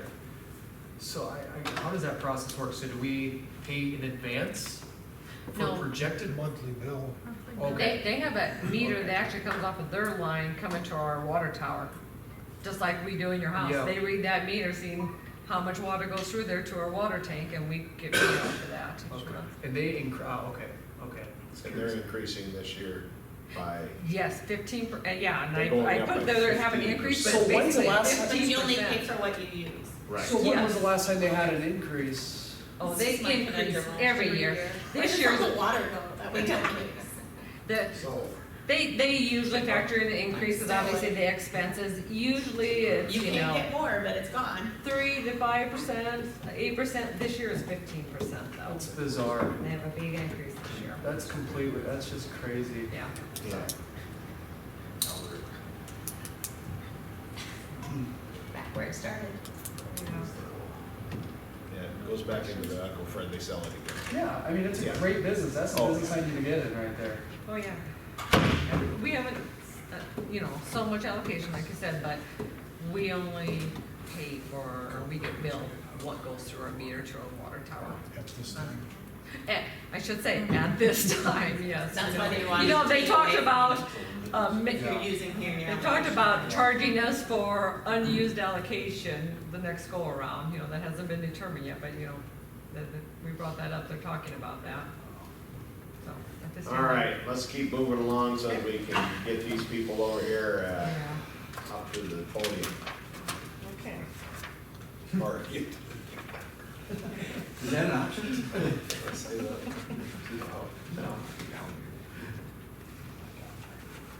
All right, what do you got next, Cash? Okay, so yeah, so we've gone through the revenues, we've gone through the expenses. Next in your packet is basically, you know, just a cash report, you know, this gets sent to you every month, but it just gives you a standing of where we're at right now, you know, in the various funds. And basically, you know, total reserves we have on hand, those that aren't committed, we have just under $5 million of uncommitted funds. Obviously, that's not taking into factors things that need to be paid out and stuff yet, but that's a picture of where we're at with our cash right now on hand. I also put in your packet, you know, our sales tax revenue report that you get every year. Like I mentioned, you know, luckily, people are spending here in Hartford, and that is increasing, and has been increasing every year, so hopefully that continues, because that is our second largest revenue generator, so got that. I also put in there for your reference as you're going through things, what our debt schedule is, and that gives you a snapshot of the various loans we have out there and what those loan payments are obligated to pay out. Do keep in mind that what hasn't gone on schedule yet is that, you know, we will have a SRF loan for the wastewater treatment facility that we'll add to, you know, having a payment to do. And then the Highway 38 project, that $500,000 for our for that water loop, so those aren't shown in the one that's in the packet.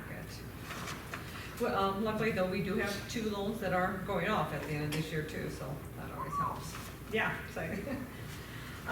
The next thing in the packet is, the CIP, and that, those projects and figures have all been updated. Craig and I have sat down with ISG and we have gone through, we still think these are prominent projects that are gonna be coming to the forefront for the city, We've identified, a few years out, basically we have identified to 2028, and then of course we have some that we know will probably be beyond that, but we wanna keep them on the radar as things to be thinking about, but ISG has looked at each one of those projects and put a cost estimate. Everything that they have listed under in 2024 is in the expenses that was presented to you, so what they have shown is what we are figuring to pay out next year, and it is in the budget that we just went over. So, All right. that's that. Basically, then the next sheet after that is kind of give you what we estimate the city's cash reserves for each fund to be at the end of the year. And basically it's taking where our cash is now, looking at this year's budget, seeing what we have yet to come in for revenue and what we expect to pay out for expenses, plus if we need to transfer any funds around. So the yellow highlighted amount, that is what we anticipate to have at the end of this year. Obviously, if we don't get in some of the revenue we expect or don't pay out some of the expenses, that'll change some, but that, at this point, that's what we anticipate to have in each fund at the end of this year.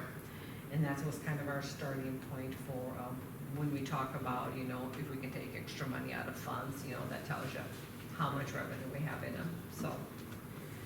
Snapshot of that, and now we're into requests. Questions? All right, any questions for Teresa? At the capital improvement plan, why is it so expensive for Kelly? Is it because we're just anticipating the costs increasing that much, or is that going to be a very problematic? Storm sewer's huge at that. Okay. Yeah. Okay. 'Cause it's- Well, it needs to be There's nothing replaced, in or? there. There's no storm sewer in There there at isn't all. any store, yeah. So to get the drainage taken care of, plus there's about a block of clay pipe up in our plastic pipe that's not in good shape, so. And this would be a project similar to our 6th-month project where those property owners would or would not be assessed. That's up to you. Up to us. Like I said, that's a discussion like Precedent we got would with be, 6 a month. because they don't have curb and gutter, that there'd be some assessment to them. Yeah, cause The like first 6 a year. month, already got the curb and gutter Right. in there and everything, there isn't any Okay. along Kelly at all, any storm sewer. Okay, all right. Thank you. So they've never paid that the first time. Just have to start laying some groundwork for those folks that live on Kelly, that's all. Yeah, so Okay. hence why we're gonna do the drainage study Yeah. this year to figure out what we need to do or can do up there. Okay. Martinez? Bring it on. Been looking for a reason to move.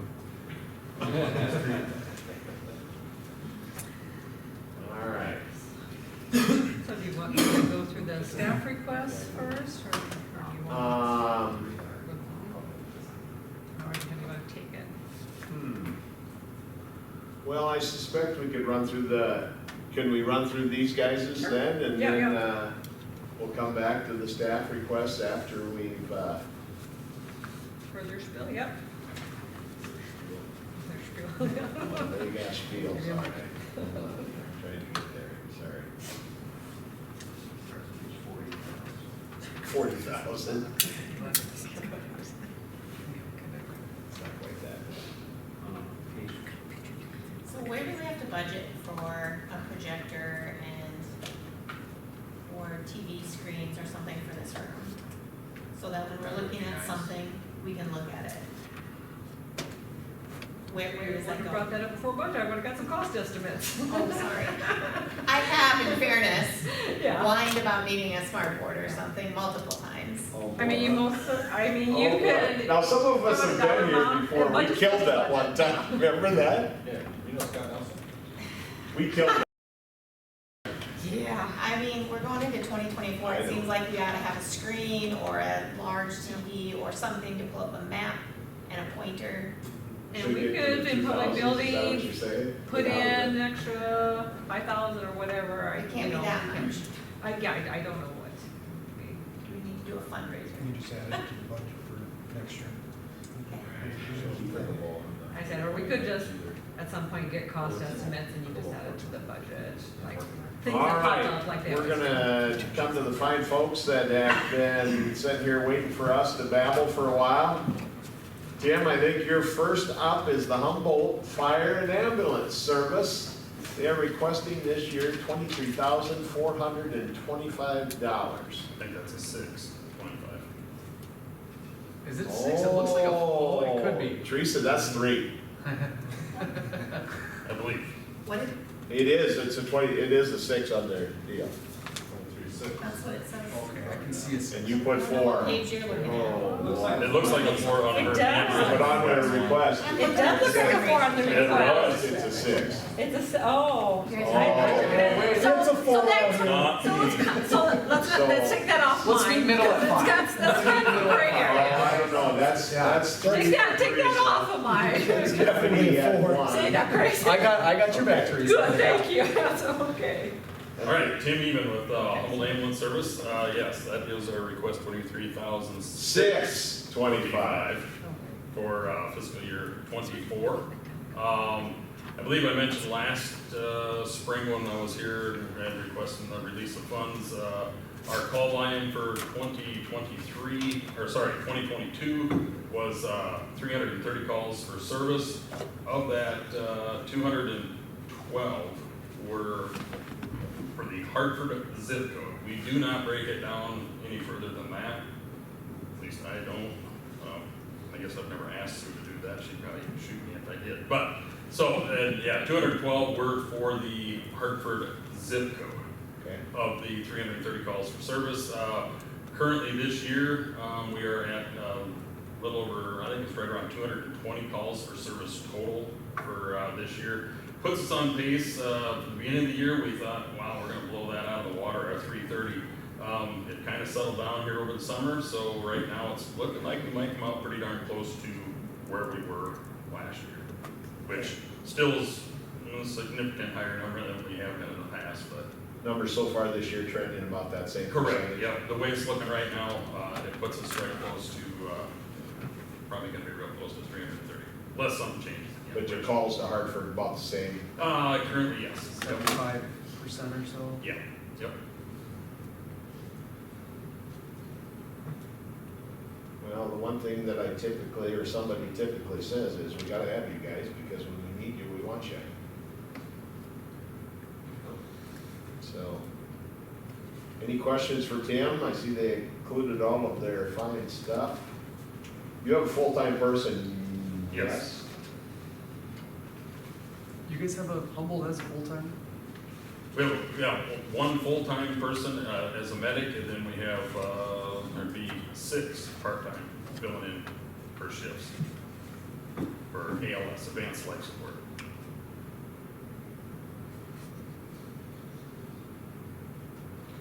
So we've historically just taken all the requests. Then we make it, then we talk about them at the end, but we usually, if there's anything you need to add, Tim, I don't think there is. I know you've given us your information, we're all very full aware of what you're. No need to break out the calculator. We don't have to get the calculator out quite yet, other than we gotta get a 6 in there instead of a 4.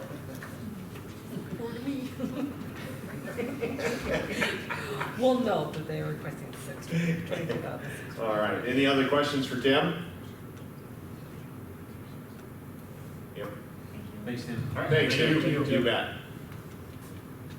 Next up, Hartford Fire and Rescue.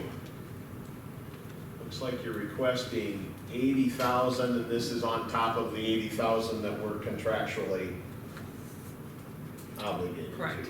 Correct. Good evening, Mayor, Councilors, Brian Shoemaker with Hartford Fire.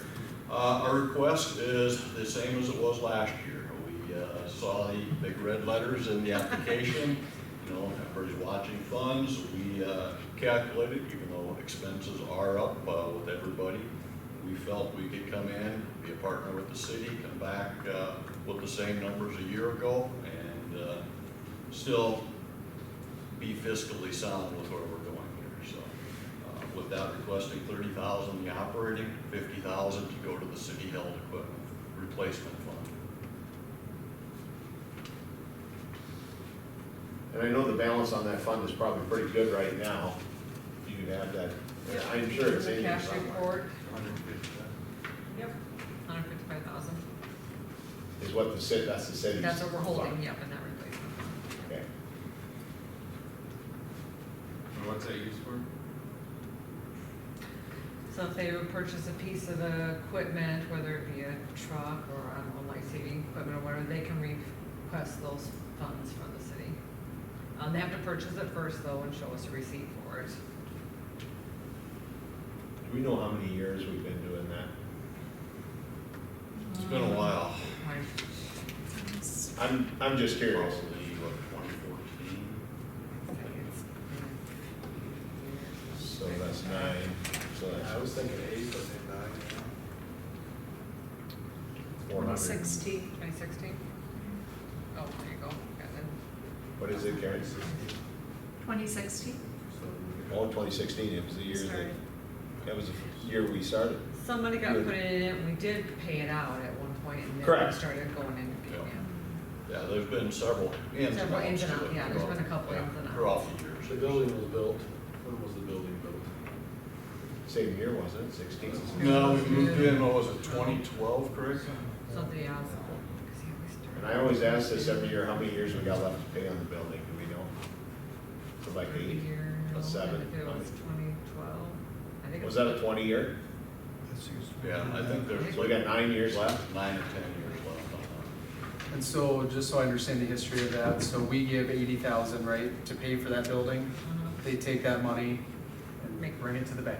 Yep, Essentially, make their loan right? payment, yeah. Okay.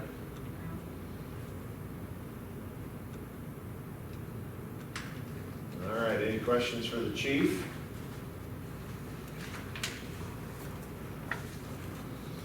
Off topic, but it was a great public safety event. And I saw Linda there and a few other people, so thank you for doing that. Again, thanks for the city's support, allowing us to utilize the street and the location, so. Yeah. All right, thanks. Thanks, chief. All right, next up, Hartford Jamboree Days annual event. Leah is here, she's requesting 15K. Basically just for the event itself. I'm gonna put everything right in there soon.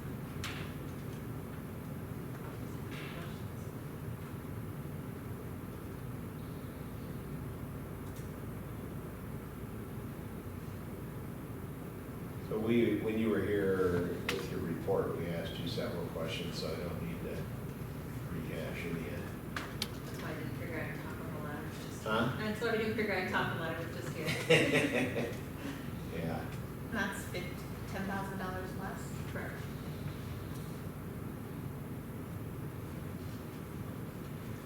There's a couple of things that were not included yet when that had printed. One was an electricity. So we did some park electricity, which is right around 3,500. That would be in there. And the other ones are quite small. We paid our South Dakota, or not South Dakota, we paid the SDSOC annual report, which was very small. And then another small, so the bigger one that wasn't out there yet is just the electric, but otherwise the numbers are what you have in front of you. Okay. Anybody have any questions for Leah?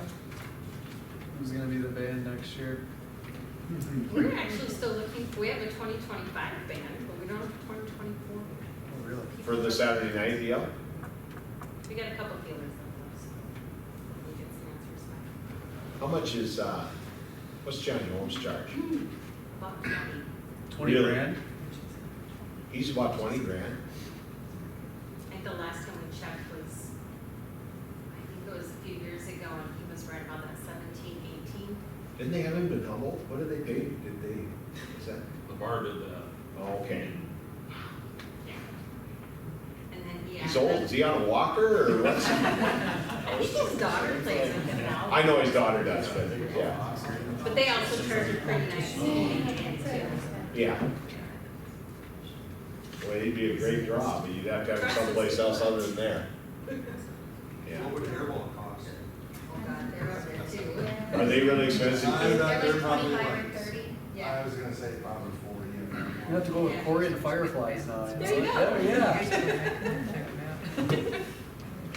We're all full of ideas, all right. You are, thanks for the help. Sounds like you got some people that maybe wanna be on the next. Committee members. I got a lot of volunteers, it sounds like. This is committee recruitment. All right. Anything else for Leah? Thank you. Next up, Hartford Hometown Christmas. Looks like Sherry Goebel is here. Yes, Mayor, Council. We are asking again for the same amount, 10,000, and I think it's probably been 10,000 last year. And as you can see, I don't know if you've got your year to year, we got a lot more sponsorships coming right from local businesses, which is really nice to have that in conjunction with the city to get things done. And so we're relying more heavily on that. That's one thing I'm impressed with that.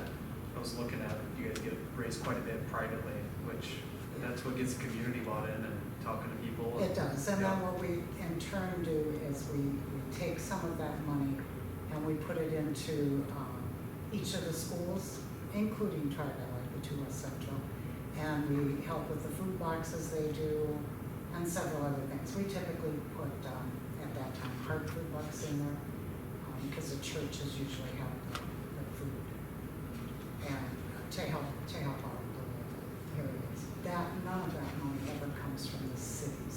That comes from what the businesses and all that has raised. And so that's a pretty big deal because everybody can really feel good about wrapping themselves around the communities rather than asking the city to just start doing our own money. Carnival expenses, the games at the, so that's, and even with all that, I'm sure most of you understand, each one of these things that we put on are put on by a group in our community, right? So we have Boy Scouts going up and down the street with hot chocolate. We purchase the hot chocolate, we purchase the cups, all that stuff. They just have to go out there and sell it. They earn the money for that. Same with the carnival. Yep. You know, and most of these groups, they are year after year saying, yes, we want to do this because it helps whatever they're trying to fund. So I think in our. So that's basically a donation you guys are making. Right. Through your event. Yes. And The so only one on here that's really expense would be the fireworks. The fireworks, and so the fireworks went up quite a bit, and just so you know, the reason they went up as much, well, 2 reasons, everything is up, right? But this particular thing is now we have Golden West and Midco both wanting to support that, and so we got quite a bit of money right there, and Midco had sponsored, so that additional money came from that. How many companies are there that do fireworks shows? Is there a lot of competition in that, or is it just like one vendor that? I think it's pretty much one vendor that, well, we've worked with for quite a while. And if they have to cancel, they just forward that money to the next year. Because we've had a couple events where it was too unique to whatever, and they just couldn't set them off or busy or whatever. And so they just slide that over. But we actually increased that purposely last year due to the cost.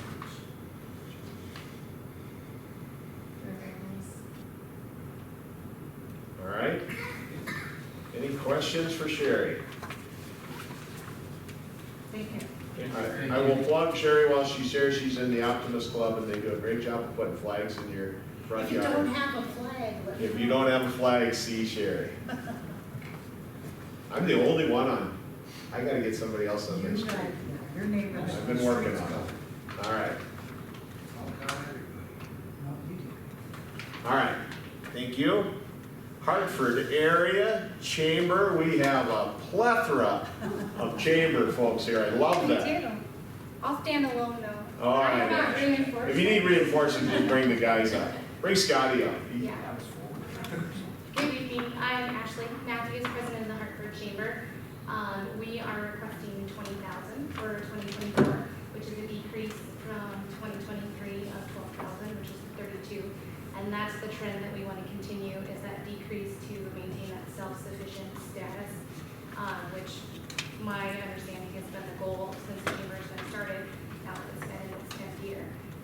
That focus would be put towards marketing, enhancing existing events, and bringing some new events. The ambassadors have really amped up and been reaching out to members and wanting to bring in new memberships and growth in the Hartford community, and we want to honor those and enhance our already awesome events and make them even better, and bring in some more educational events, possibly some speakers, some more networking opportunities for our local businesses that they see the benefit of joining the chamber. That is the bulk of that. We've done a great job with some pushback on non-dues revenue and getting more sponsorships in 2023. The block party was one where we've always taken a huge deficit in most of our bigger events. The block party, the annual banquet, the golf tournament, to where we've not broke even, but done much better with achieving sponsorships. So I'll pause there and see if you guys have any questions. Any questions for Ashley?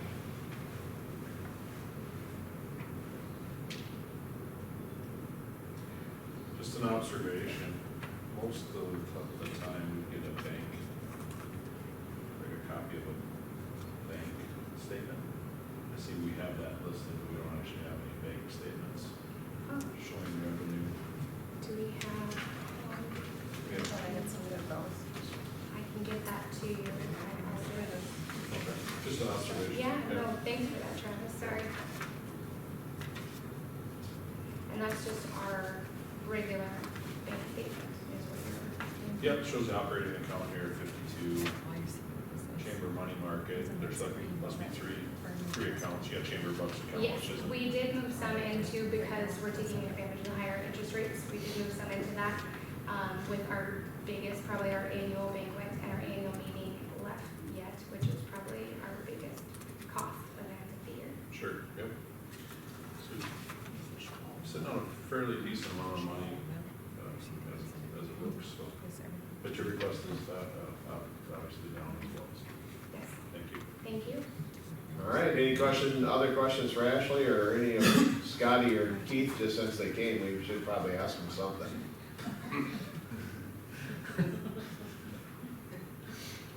Go ahead, I'll get real with it. Hey, you already threw out hairball and something, that's good. Hairball's good. How about you, Keith? You got anything, or, yeah? Speechless. Huh? Speechless. Speechless. Airball's gonna get more expensive, they gotta buy a new bus. Thank you, guys. All right, thanks. All right, that's all of the group. Right? Yep, I think that's all the outside requests. All right. So with that, you want to run through the city ones? Yep.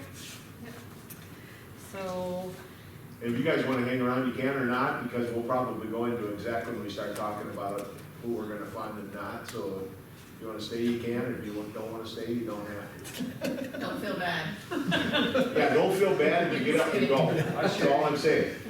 Hey, Sherry. Oh, Casey never said anything Interested in either. a flag. I gotta make sure everybody said something. All right. Thank you.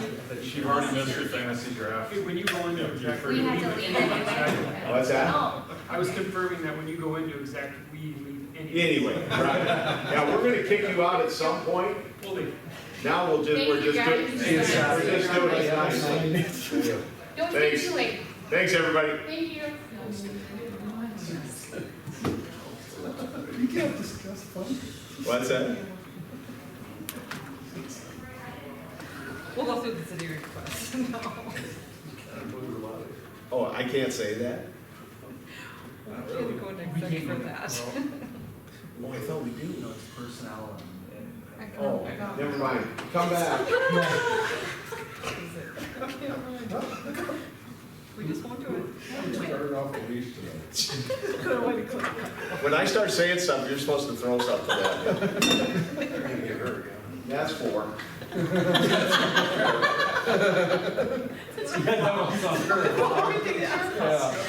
That's on her. I'm gonna blame her. You better edit What's gonna be that. easier? Hey. Edit that. All right, what do you guys got? Podcast.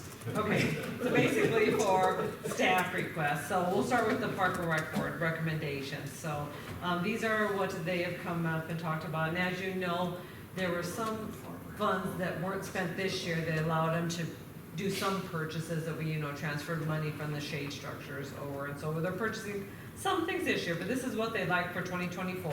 And basically, it would be the erection of 2 pickleball courts in the main park. So where they tore up the tennis area and whatnot is where they're thinking to put 2 courts there at $35,000. And they believe it'd be more than enough to get the 2 structures there. Is that just a concrete pad, right? Yeah, it'd be a concrete pad with the, and then with the seal over the top, the paint or whatever, the surfacing. So we'll actually have the surface with the lines right into it and everything, so. No fencing though. No fencing on it. Pickleball, I mean, how far does a pickleball really go? Depends on how Well, hard it went all the way across the parking lot into the street when I played the other day, so depends on which way the wind's Wow, blowing. you. Depends on which way the wind's blowing. Yeah, So- no, this is just the courts. They're actually purchasing the nets and stuff out of this year's budget. So they'll be portable ones, whatever. I think I played on about a $500,000 court in Okoboji this weekend. Incredible, just crazy nice. The next thing is batting cage structure out at Swenson Park, so to recommend them. And that's for $17,500. And then basically the third item is that they're asking to put $100,000 into restricted funds again for a pool. We did that last year, so we have $100,000 already sitting there. This would add another $100,000, hopefully to start building up towards whatever project, we can do for pool improvements. So those are the park board recommendations, those 3 items. As far as what we've come up, other items we need, basically, for streets, we need to upgrade our welder for $4,500. And then, Craig would like to get a new tank, and just the tank only for our water truck. That is basically the $3,000 expense. We can split that between the general fund, the water fund, and the sewer fund, so $1,000 each out of Can I those. ask a question on that? So how does that, you take money from those funds, but you have to be able to justify, and I don't understand, so how, the water tank for the tanker trunk, how do you justify that with the water fund? So we'll use it for water, we'll flush hydrants into the tank. Okay. And then we take that same water and then we'll flush manholes with it. That's why we can use it for sewer too, so. Okay. So that's how we can justify taking, yeah, because you're right, you need to justify taking Okay. them out of. In streets, like we water the gravels before we make water. Sure, okay, that makes sense. Yeah. And so the welder, the tank for the water truck, and then the other thing would be the John Deere tractor. And if you notice, we Craig had me put a nice little picture of what we currently have in the box. But basically to replace that tractor, which was in 1972, replace the tractor and then include a new sickle mower attachment so we can get down into the creeks and the waterways better as far as getting the weeds there. That is an $80,000 purchase. We anticipate to take $40,000 out of the general fund and $40,000 out of the sewer fund, because we can also take it up to the lagoons and mow around there as well. That's how we can justify that. Craig, you think that's a better approach than like a brush hog on a skidder with So we've trash or got, something? right now, I even asked the part-timers for this, I said, what would make your job easier? They said if we had some way to take care of the weeds and stuff along the creek. Well, our sycamore on the old tractor it keeps breaking the ball off the end of it. We haven't used it for probably, so we got a brush hog in the back of that actually. But you can't reach over and get that other area. So with a sickle on there, you could reach out that 6-7 foot, depending on what size you get, and you could mow that along that whole creek area without having to weed whip it, because they spend hours weed whipping that, trying to keep it up.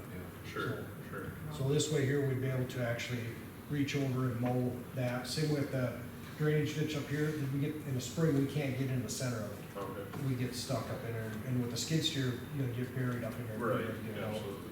So this is something that hopefully we can get the majority of it then without having without weed whipping it, you know, so. It's a pretty singular use piece of equipment, correct? It'd be more, yeah, you'd be mowing with it, and that's it. Yeah, so 3 months, 4 months. What kind of tractor is it? This one I priced out was a John Deere. It's, I can't remember what size it was. It'd be a cab with AC heat in it, so you ain't out in the elements with it.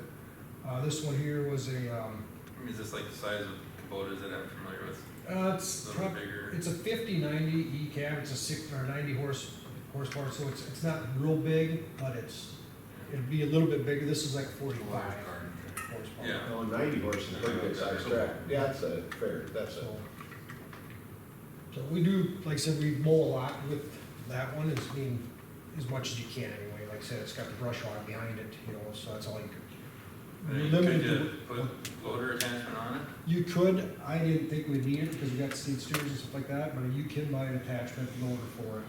Just, to me, Just it's, thinking of stuff with like the ball diamonds for moving sand or, yeah, you know. I don't know, I'm Right. just wondering. Yeah, would it speed up mowing around the new wastewater treatment plant? I mean, Yeah, that's, you could use it out there for the rough cut that you're gonna have out there without having to, you'd, up around the building, you do more of a fine cut and hopefully have at least some type of grass growing there, but then the rest of that you end up having to just keep I'm mowing. really trying to find other things that you could use it for, because right now it's Right. pretty sick, you know what I mean? I mean, you'd use it out there, you'd use it for mowing, like I said, all these waterways, the creek bottoms, that stuff, you could pretty much anything we rough cut. Because, I mean, really what I'm hearing is maybe we just need a new sycamore, if we only. We looked at trying to get one for this, and the only thing we could probably find is a 3-point that you have behind it, that, you know, you're gonna, Oh, sure, you're not gonna get your reach with, so. okay. And then plus you, like I said, it's been here way before me. I think the Yeah, city oh, bought for it, sure. bought it new, I think. Yeah, But yeah, it's, I mean, it still runs, we still use it, it's just that. What do you think it's resale? I mean, what do you, I you're look- asking for 80, but, I mean, there's obviously gonna be, you'd surplus that out, I assume? Yeah, I don't know, probably go to auction would be probably the best bet, that we get, hit more areas with it. Yeah. I seen them online, anywhere from 2,500 up to 6,000 to 7,000 for them, depending on demand at the time, I guess. So. Does the city ever finance, I mean, do you ever do a finance on the, like an equipment finance in any of those? We've never rented or anything like that with this type of stuff. It just seems like some of that, when you rent, you can't do anything with them. If you decide that you need to weld a hook on or something like that. Well, I'm saying if you buy it, but just finance it, like if you There get a is. truck or something, I I guess mean, is we- there, I'm just thinking, We haven't in the past, just because, you know, if you do finance, you incur charges with that. So, you know, if we have money in reserves, it just makes more sense to. And this would be Pay outright for it, something so that we we have have to bid out, you know, as a package. Right. it's one of those things, to me, it's like, I think that there's a need for it. Obviously, you've been here, you know that we need to do something different, right, than with what we have right now. I mean, Then you look at 80,000, I'm like, a little bit sticker shock, right? I mean, I've never looked at equipment that I don't, you know. Well, Yeah. for comparison, we spent 25 or 30 last year for For a mower, yeah. Yeah. But anymore with this type of stuff, when you're out mowing like that, the dust is so bad.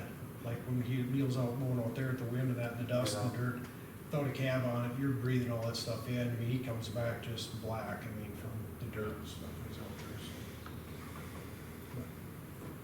Trying to strengthen your, What's that? I'm trying to find other, strengthen your request, you know, Yeah, other. can we other move things. snow with It it? feels Can we really- move some, can we figure out how Yeah, to it move feels snow with really it? seasonal. Yeah. Then I understand it. How much labor do you think it would save if they're not? Yeah, doing it, but- that's something to look at. Well, they get about 3 of them, they'll spend probably, let's put it this way, before they get done to the end, they can come back and start over again. They spend, I would say, usually don't have, go out there more than probably 4 hours at a time weed whipping. Oh, sure. And then they'll go another day and weed whip some more and then, Multiple. yeah, so it takes more, because So then the other things probably take longer because they don't wanna go weed with. Yeah, some of my help is like that. These last three guys I've had have been pretty good about Okay, it.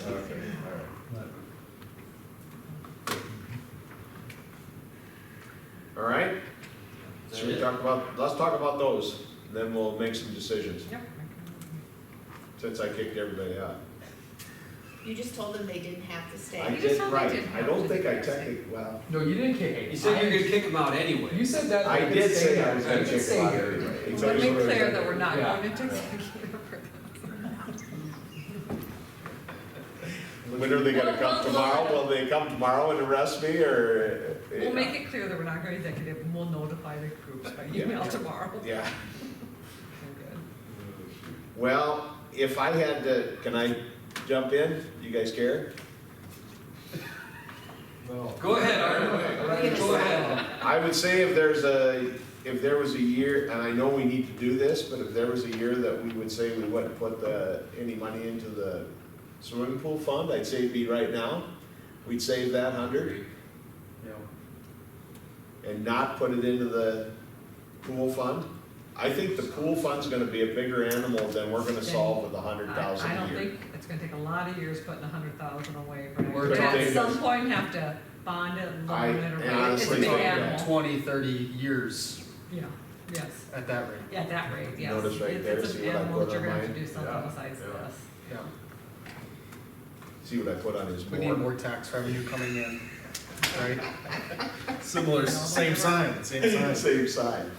We need corporate donors, but I mean, Like that one on your shirt right there, on your, you know?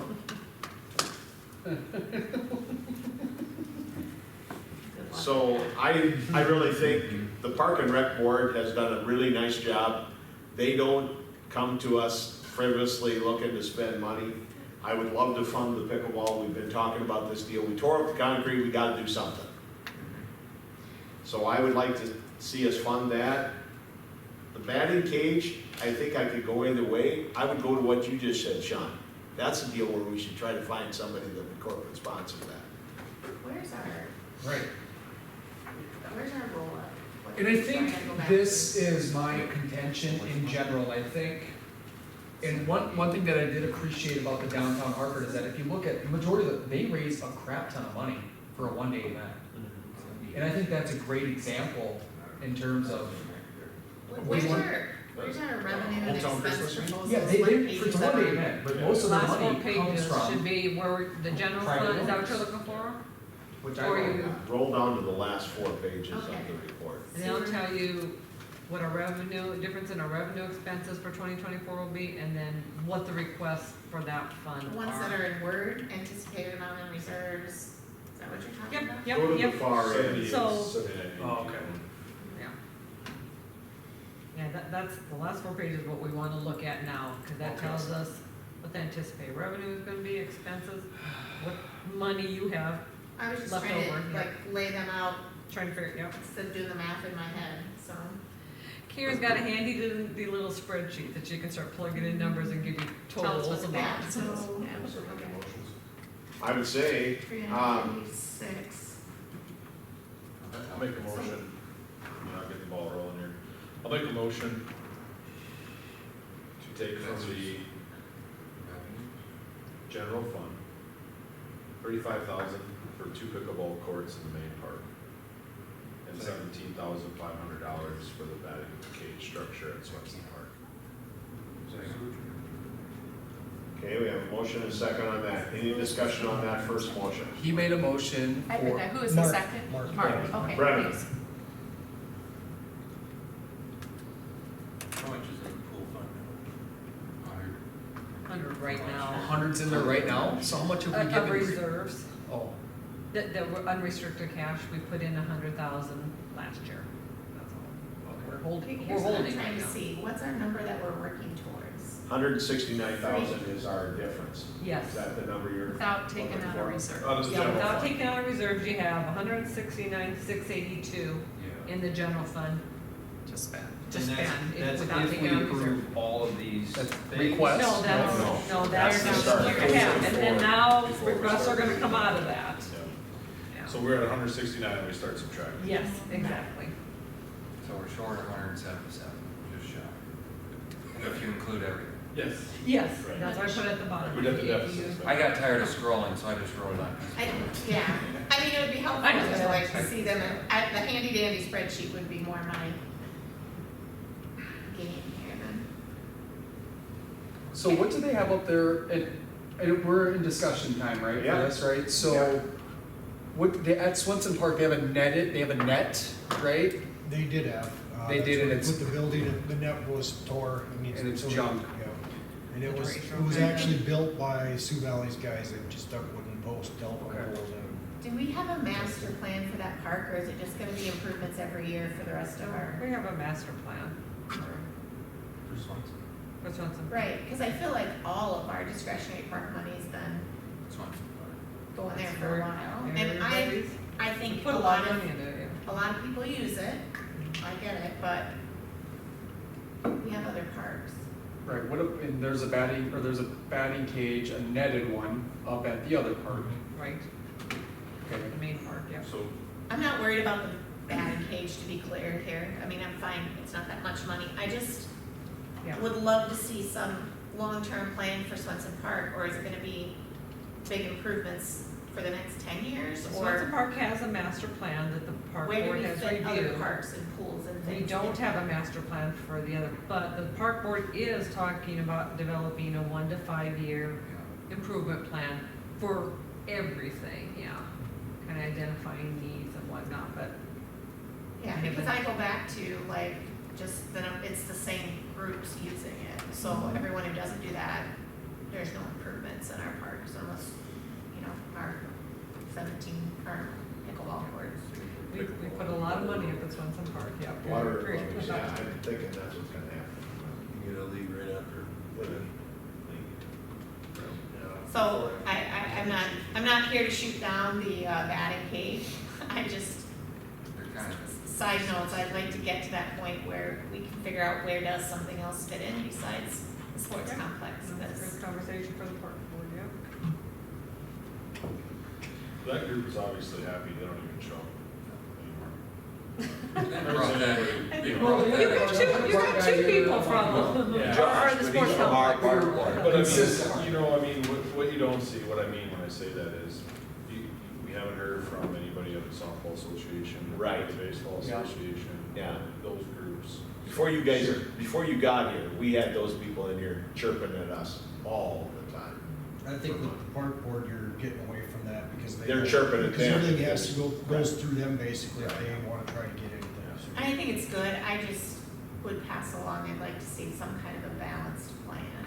What I miss is hearing how much revenue we missed by not having 4 ball diamonds out there to hold tournaments. I've not heard that number for a while. Haven't seen Um, tournament either. haven't seen I've seen tournament, we haven't had a tournament. Yeah, build it, they will come, or maybe not. Could we roll that batting cage in with our building for our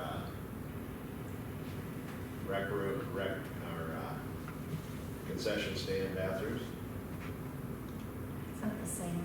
I don't think you're gonna be able to justify that to the same project. I mean, it's $17,000, It's I still don't gonna, think yeah, it's. if it raises the price worth on the cutting. concession stand, you're still taking it out of the same general. Correct. It's just Yeah, matter- they're both, which is they're what you both kind coming out of of- the general, so I yeah. mean, it's. Just All right. what you want to title it as. All right, David Donna. any other discussion, we'll get this moving along. Pickleball courts and batting cage, we have a motion and a second, any other discussion? I mean, it's basically 52.5 for Parks and Rec. Yep. It's just. So what happens at the end of this year when we come in and we're, we've got $1 million, let's just say, and we're just gonna roll that over into sitting extra in the general fund? What happens to the excess beyond what we budgeted? Basically, you start a new budget year every year. It's a. Sits in our reserves. It sits in our reserves, yes. It's unallocated So now. this picture would look better than it does. Yeah, we don't allocate. Like I said, if you don't pay out some stuff, you're in your reserves at the end of the year better. Yeah. And this is just budget, so And I said, this is partway just through the budget. This year, is not we spending. decide we wanna fund Yep, the pool, cause exactly. we Through the have year, the cost. $500,000 more than what we thought we did. Yep, anytime during the We can year, go just like back you in. make motions, you can Yeah, make a motion, take some out of reserves or not take it out, or not pay Those two something. misers smile if there's $1 $250,000 extra. Oh, yeah. Well, I was This looking budget at doesn't our, looking contribute at our to that. financial report this month, looks pretty dang good. Yeah.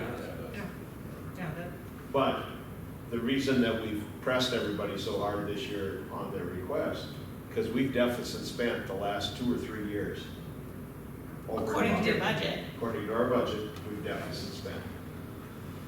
But you're also hedging on increased revenues. Correct.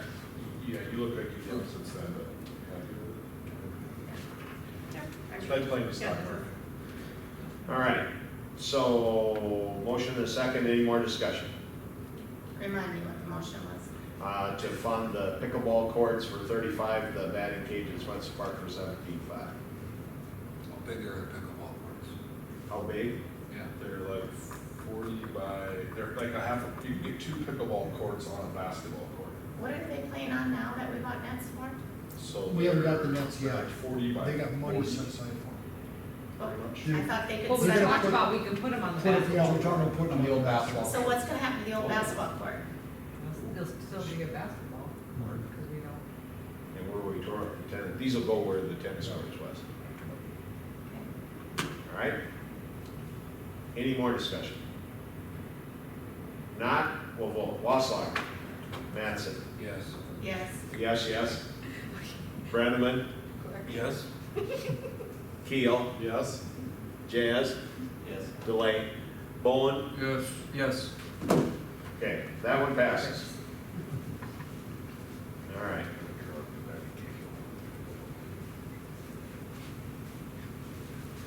Yep. What else? So Do by we- category, You could just pick anything out of there and make a motion. You have just over 117,000 left without having to dip in reserves in the general fund. Just by using that excess. Sorry, say that number again, please, Karen. 117,182. Hey, I got the same number. Me too. All right.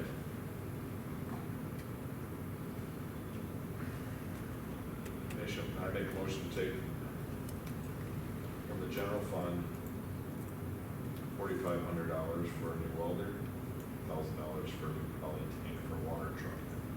We're gonna split that. Well, it doesn't matter. You put that in one motion? Yeah, that's the upgrade the welder and 1,000 for 4,500 and the poly tank for the water truck for 1,000 out of the street. General fund, but street. Okay. Any discussion on that one?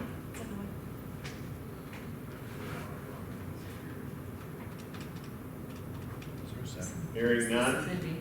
Cindy did. Bowen. Yes. Jazz. Yes. Keel. Yes. Brenneman. Yes. Mattson. yes. Wasslager. Yes. Okay. The only one left in the top is Craig's 1972.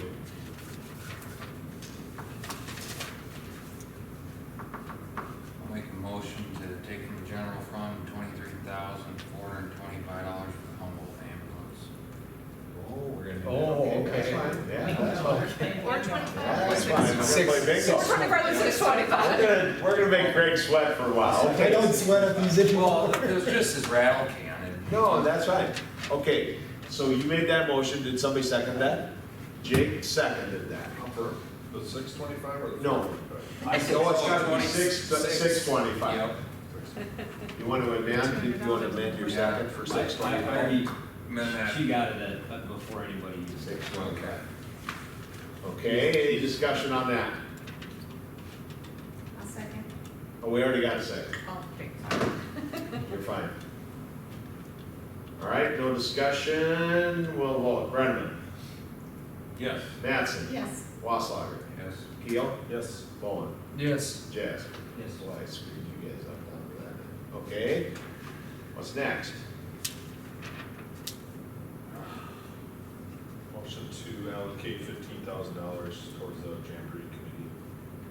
Take it from the general fund.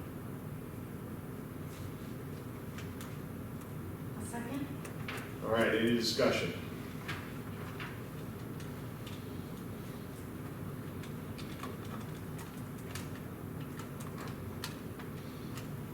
Hearing none, we'll vote. Wasslager. Yes. Mattson. Yes. Brenneman. Yes. Keel. Yes. Jazz. Yes. Bowen. Yes. Okay, I'll make a motion to take 10,000 from the general fund for Hartford's hometown Christmas. Second? all right, any discussion on that?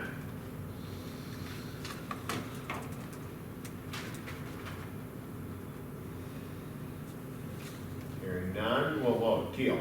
Yes. Jazz. Bowen. No. Brenneman. Yes. Mattson. Yes. Wasslager. Yes. All right, 5-1, I think we still passed. Where are we at? $63,057.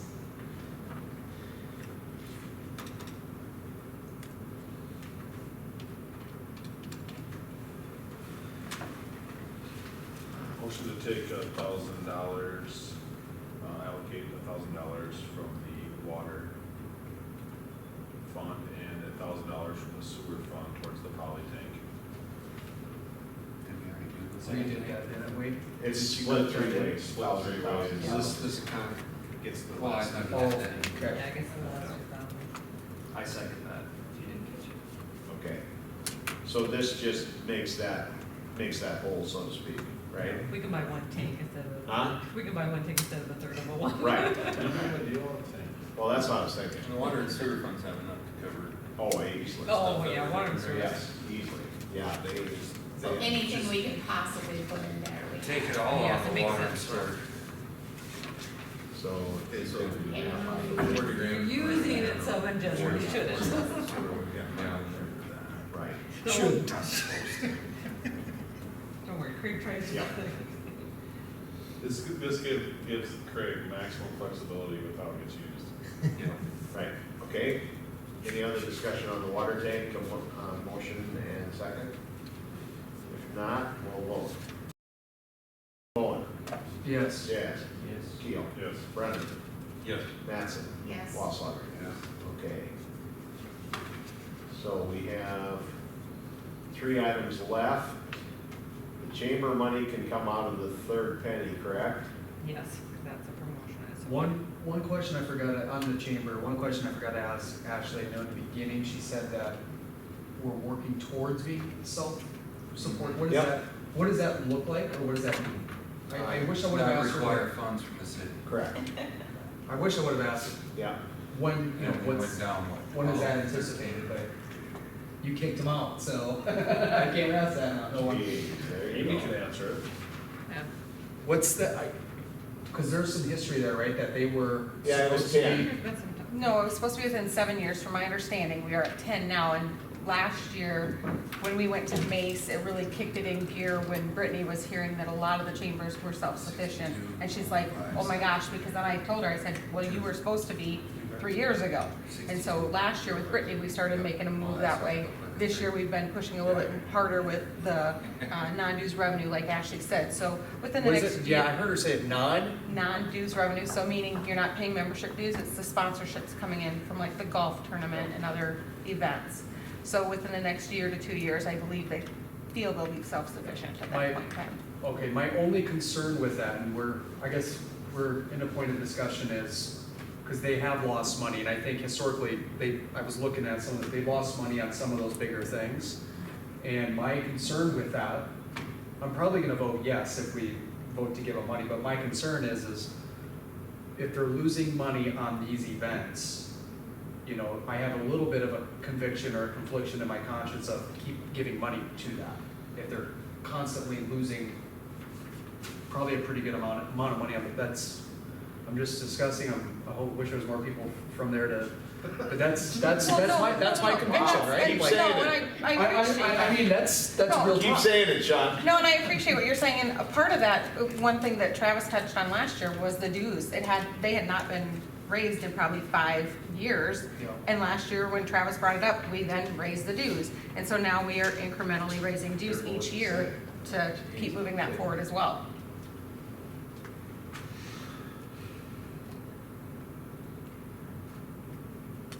You know, honestly, okay, so your expenses, the chamber's expenses for the year are roughly 90? Is it 90, Hartford area chamber, so total expenses were. Why do they have so much in a money market or a, Edward Jones account or? are they gonna spend it on something at some point, or? I think that's part of their way of saving towards hiring someone or going self-sufficient at some point. It's kind of like a reserve account, I believe. So January 2022, December 2022, their expenses were 85. Where was the expenditures for? 2023. Well, I guess, yeah, I guess we're not fully. We don't have fully for 2023 yet. What's the projected expenditures for 2023?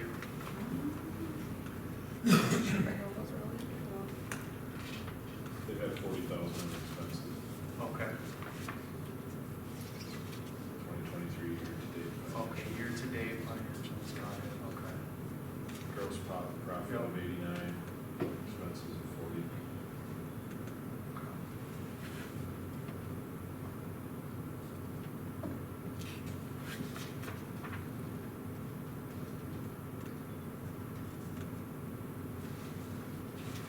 All right, where are we at? No, did we vote on the water tank one? Yes. Yeah. We don't have a motion. So nothing on the. We- I know, I brought this up in the wrong order, the. That's right. Yeah. No, that's fine.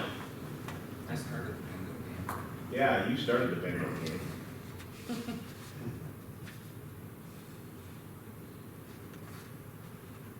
Well, we want to deal with the chamber, but that's on the third, and we can deal with that. Right. I was gonna say, we don't have anything else to spend it on. Yep. Craig, Unless, Craig, even if we don't allocate any funds towards the tractor this year, could it be split 3 ways? Why couldn't you use it, split it on the sewer? It is on, So we are The- planning to split it on the general and the sewer. Right, board saying that's three number, ways. that was number 6. Oh. I just saw 80,000 split between general and Yeah. water here. Yeah, that's supposed to be sewer.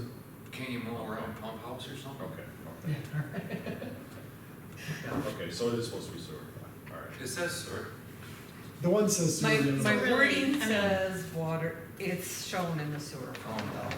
taking it out of Okay. there. So in the There's a lot of sewer fund, scrolling. we I have was plenty of. trying There's a lot of very- scrolling through I some. was really trying to figure out So how we it's could really- take it out. I know, this is how these government people work, you make it hard to find.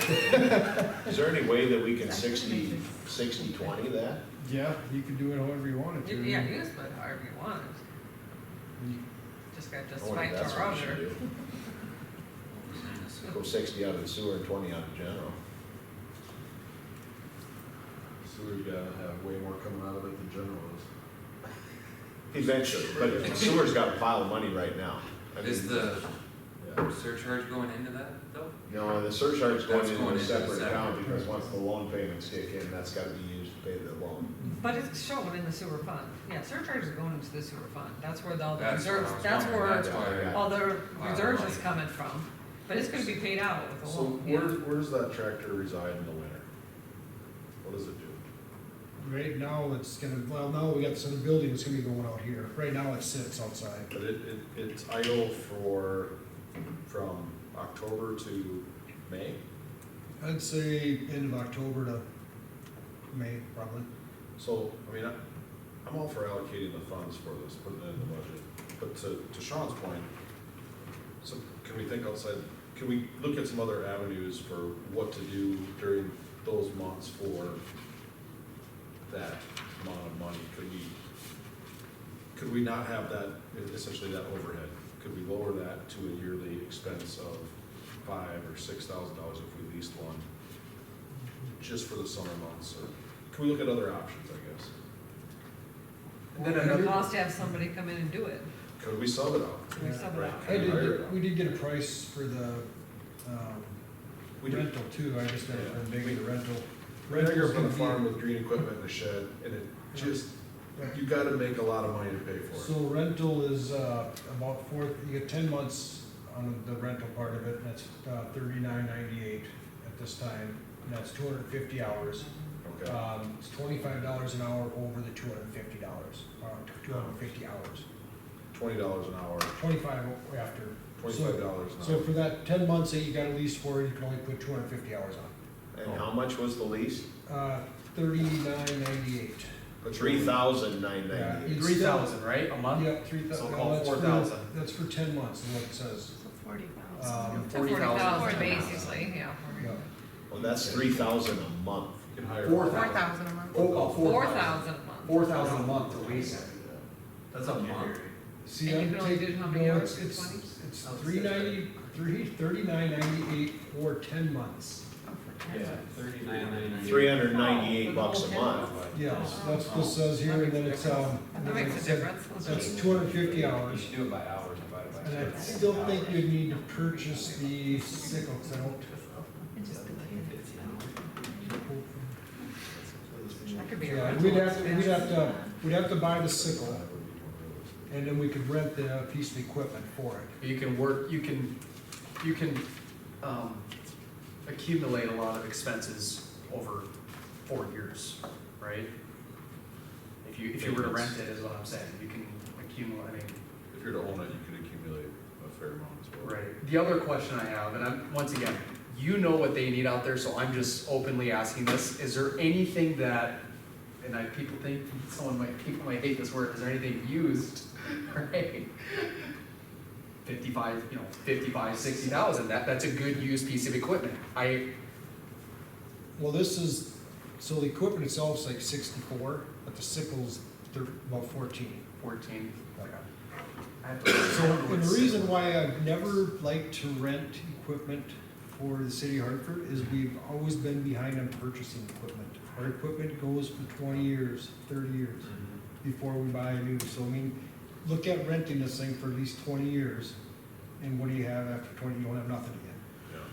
That's why I've never been big on renting equipment, because we've never kept up on purchasing our equipment, rotating stock out. If we'd have been, for a while there, John Deere, every 3 years, if you would've got a new payloader, you'd have got it for free.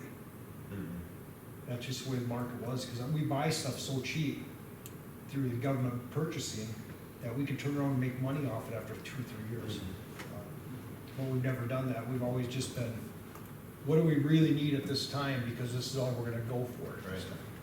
So that's why I've never been big on renting equipment for the city, because it's just, we don't turn it over quick enough. We hang on to it, So if we buy an $80,000 piece of equipment and we keep it for 20 years, it only costs us $4,000 a year, similar to ours. That's, You know, assuming you have after 20 years, zero- you own the equipment because it's still. No oil changes Right. or. I mean, look at the, our newest equipment right now is a 2018. But if it's 65, if that thing's worth $6,500, was it worth keeping it for 20 years? Well, we get it for 50. What now if it's, If it's worth $6,500 after 20 years, I don't know how long we've owned it. well, then you'd probably just, the last one's 50 years old. Right. How long would you keep it? Well, And the way these tractors It is are going, 50, yeah. I mean, I don't know if things are gonna keep going the way they have, but this thing will probably be worth 60 grand in 10 years. I mean, it probably will, I'm not. I understand exactly what you're saying. Last few years. I mean, rental's definitely cheap, a good, way to go. But like I said, if you're to rent it every single year for how many years before But you're storing it, Yep. and maybe, and so to the point of, what would it look like if we If- took requests for bid, request for quote to have that work done? Then we're not buying equipment, we're not leasing equipment, we have a fixed expense. I guess the variable would be if you have a really wet season, you might have an increase, it'd be like snow removal. Yeah. And we miss it this year, but next year's dry year, so it's lower. We're not storing it, the storage, for me, it just seems like, man, that thing just sits there, The only, taking up space. maybe we rent it, buy the sickle, because you have to buy the sickle, because they can rent that. Right. So you buy a sickle, rent it 1 year and see how it works. See how many hours you put on it. Right. I mean, that's an option. I mean, like I said, I've never, and that's the reason why I've never been big on renting equipment, is because I know how long we hang on to it. Right. This Case IH, Red, I'm probably saying it's probably a sin, but is there any comparable pieces of equipment comparable to a John Deere, or any from? Yeah, no, we just got the quote from them, because Okay. John Deere's always been really low with Sourcewell pricing. So they're some of the best pricing out there for cities. Okay, But gotcha, definitely, if we would decide to purchase this, we would go out for bids on it. We gotcha. have to bid, Yeah. it's over bid amount for Okay. equipment. Which so will we explain have why to- Sioux Falls has like 40 John Deere maintainers in their yard. Yeah. Yep. And they definitely like to sell them cheap because they got the lease, a lot of them are leased, so Right, right. they keep the lease for 10 years. They're locked in. Sure. you know.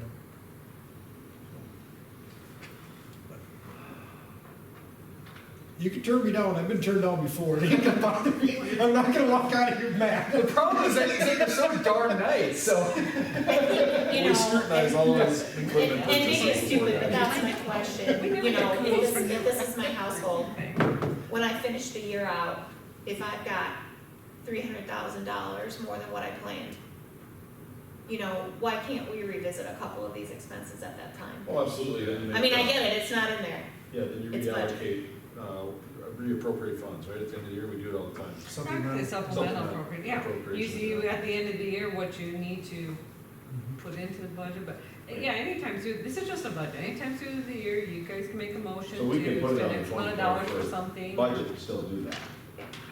Right? We can Yeah. put it on the 2024 budget and still come to the end of the year and say, Yes, Craig, we wanna buy this in 2023, let's buy it. Yeah. Or we can put it in the I mean- 2024 budget and not buy it. Our purchase policy is this is over the dollar amount, Craig's gonna have to come to you anyway to say, you know, Correct. I've got This is what I'm quotes, gonna I'm do. looking at this, Yeah. you're either gonna say yes or no. That's or- where I'm, you know, not that I wanna overspend or plan to overspend crazy, but, I mean, we finished ahead of our revenue, haven't we, in expenses? I mean, I'm just talking about Typically, margin, mhm, which, November. yeah. But that's why, I mean, I hear what you're saying about deficit spending, but it's deficit budgeting. I don't know that it's Exactly. deficit spending. Right, right. Right, this is just the budget. Right, it's deficit budgeting, but at some point, we had to slow the train a little. Oh, I don't We- disagree, but Yeah. I'm not gonna have a heart attack here Oh, if I no, because I'm vote gonna to get, approve be in something jail tomorrow, that might be a deficit. Sean. You'll be in federal prison, you know? Motion to budget, $40,000 from the general fund and $40,000 from the sewer fund for a new sycamore and implement. Or that is the implement, isn't it? Sycamore tractor. Power, yeah, tractor and implement. I'll second that. All right, any more discussion? I'm probably gonna say no, cause I like the idea of, renting it for a year, seeing how much we use it. So that's I know we've had that discussion, but that's probably how I'm gonna vote, cause I like that idea, but I get what you guys are saying too, so. All right, anything else? Not, we'll vote. Wasslager, Yes. Mattson, Yes, Brennan, Yes. Keel, Yes. Jazz, Yes. Bowen. No. No, that's fine, that's fine. so to make sure I'm Okay, that's clear, the I'm on an island here. I'm like you. on the Hartford Fire and Rescue, 80,000 from the general fund, that other 80 is in a different category. It's already in the general fund because we're under contract for it. Okay. So I'll make a motion to approve, the transfer of $80,000 to Hartford Fire and Rescue, from the general fund. I'll second. All right, any discussion? That, by my math in my head, that puts us at like -60. Maybe if it's gonna be negative 96,000. We do that. 56.9 negative, Oh, yeah, because I 56,900. Because I was- You added 40 from Yeah, the sewer. I was 40, yeah, sorry. That was 40. All right, any discussion on that? Yeah, I'm not in favor of the 50,000 addition in this request. Be in favor of, yeah, be in favor of just the 30,000. Most of you know I have concerns on how they spent the money recently. The other concern I have is of the 155 we have set aside for them, they can do just whatever they want. They don't have to follow any bid laws like the city does. And we're giving out taxpayer money that we're responsible for the spending of it, but yet we've got no control over it. Do they not have to come and request that? Or once we give it to them for their truck fund, is it theirs? They do have to come and request, well, It's earmarked, like just like. it's earmarked, Earmarked. just like they do for the operating expense, they But- have to come. Do they have to come and ask for it? Yep. But once you release it, that's right, I mean. Yeah, once you we don't say you release have it, to it's spend theirs. it on this, or you Correct. have to do this, I mean, you have loose control over it. Right. What, is there I guess just so I can have some context, is there, you can get as specific as you want on that, but I would like to know just for context. Was there equipment or something that they bought that they overspent on? I guess that's a simple question. Yeah, so Right. they bought a truck, they came to the city and said,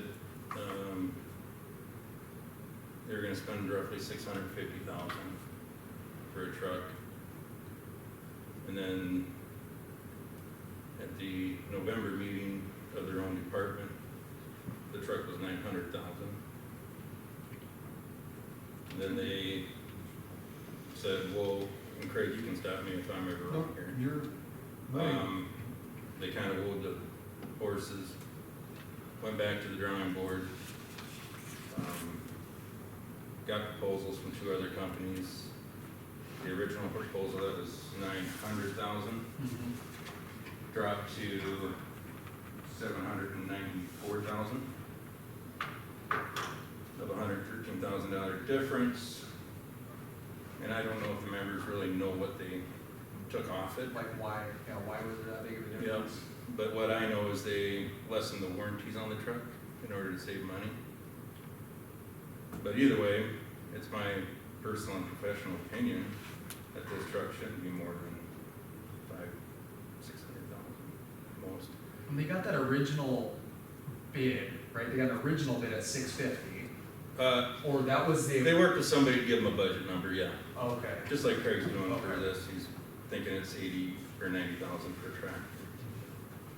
And when he goes to actual decide. But you're saying they don't necessarily have to go out and look at 3 different fire truck manufacturers, They can do whatever they want, right? They can say, because they're a private entity. yeah, Yep. there's one over here for 600, there's one for 900. But to just have complete information, they did have a subcommittee of their membership to Spend on it. select, Right, select and develop that. right. That's correct. And so my argument with that, or my feeling on that is, if that $155,000 wasn't set aside for them, what kind of truck would they buy? You know, just like our own personal expenses, if we only have so much money to buy a We got vehicle. 3 different bids. They did. They did. Yeah. Yep. Yeah. But we had no involvement in it, and they're using $150,000 to $200,000 of the city's taxpayer money. And if they didn't have that, they would have had to go back to the drawing board and build a more reasonable truck that meets the needs, where this truck meets, in my opinion, the wish list of having the biggest, fanciest truck around. And we're responsible, I mean, we're telling the pool, you can't have 100,000, because we don't think now's the right time. We talked also as a, the bike trail committee or whatever, had a recommendation of, we should do this, and we didn't question it, but then the funds came in and it was way too high, and we nixed that. Just like we nixed the sports complex. Where with the fire department, we got no involvement. There's no questioning that this board can do with the spending of our taxpayers' money. So, that's where I'm at. And I don't know, Craig, like I said, does the membership really know what they're getting?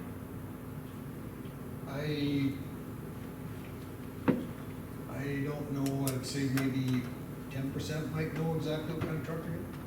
The rest of them, I mean, there was a pretty good discussion when this was Yeah. getting brought up. And I can tell you that Brookings, you know, big fire department, they spent $650 recently on their last truck. When did they contract for that? Hmm. When did they probably contract for that? About a year ago, actually, I think they just bought one, another one. It was at 650. I'd have to confirm.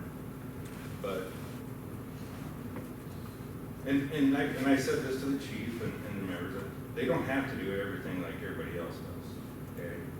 But I think there's some, I think they're being irresponsible with the funds because we've been generous to them in the past.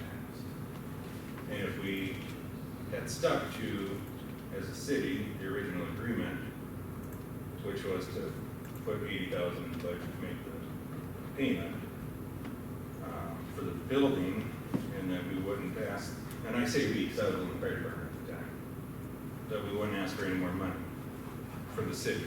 That was basically the handshake deal. I think it would be a written agreement, isn't it? Well, there's a written agreement that we'll fund it. I don't know about if they wouldn't ask for more funds or not, but. The only written agreement we have is that 80,000 for Yeah. the building payment. You know, so it's,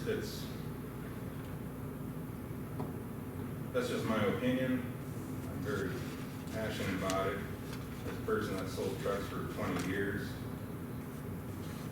if I sat with Hartford as a salesman and they drew up this truck, I literally would have looked at him and said, what are you thinking?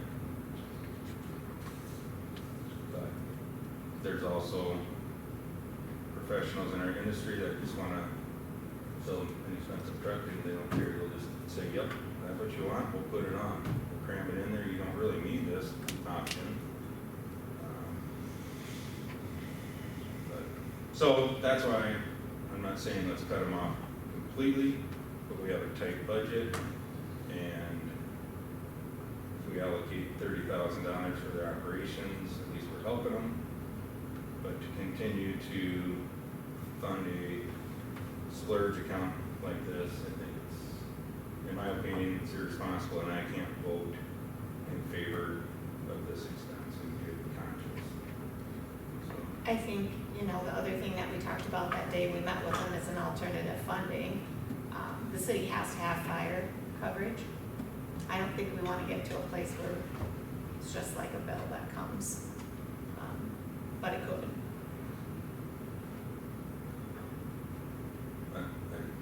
I think that's the, you know, I think that's when you look at the, just like we talked about the sheriff's department, we don't get to say you don't need new Kevlar this year. They just got new Kevlar, or you don't need new weapons, you just got new weapons.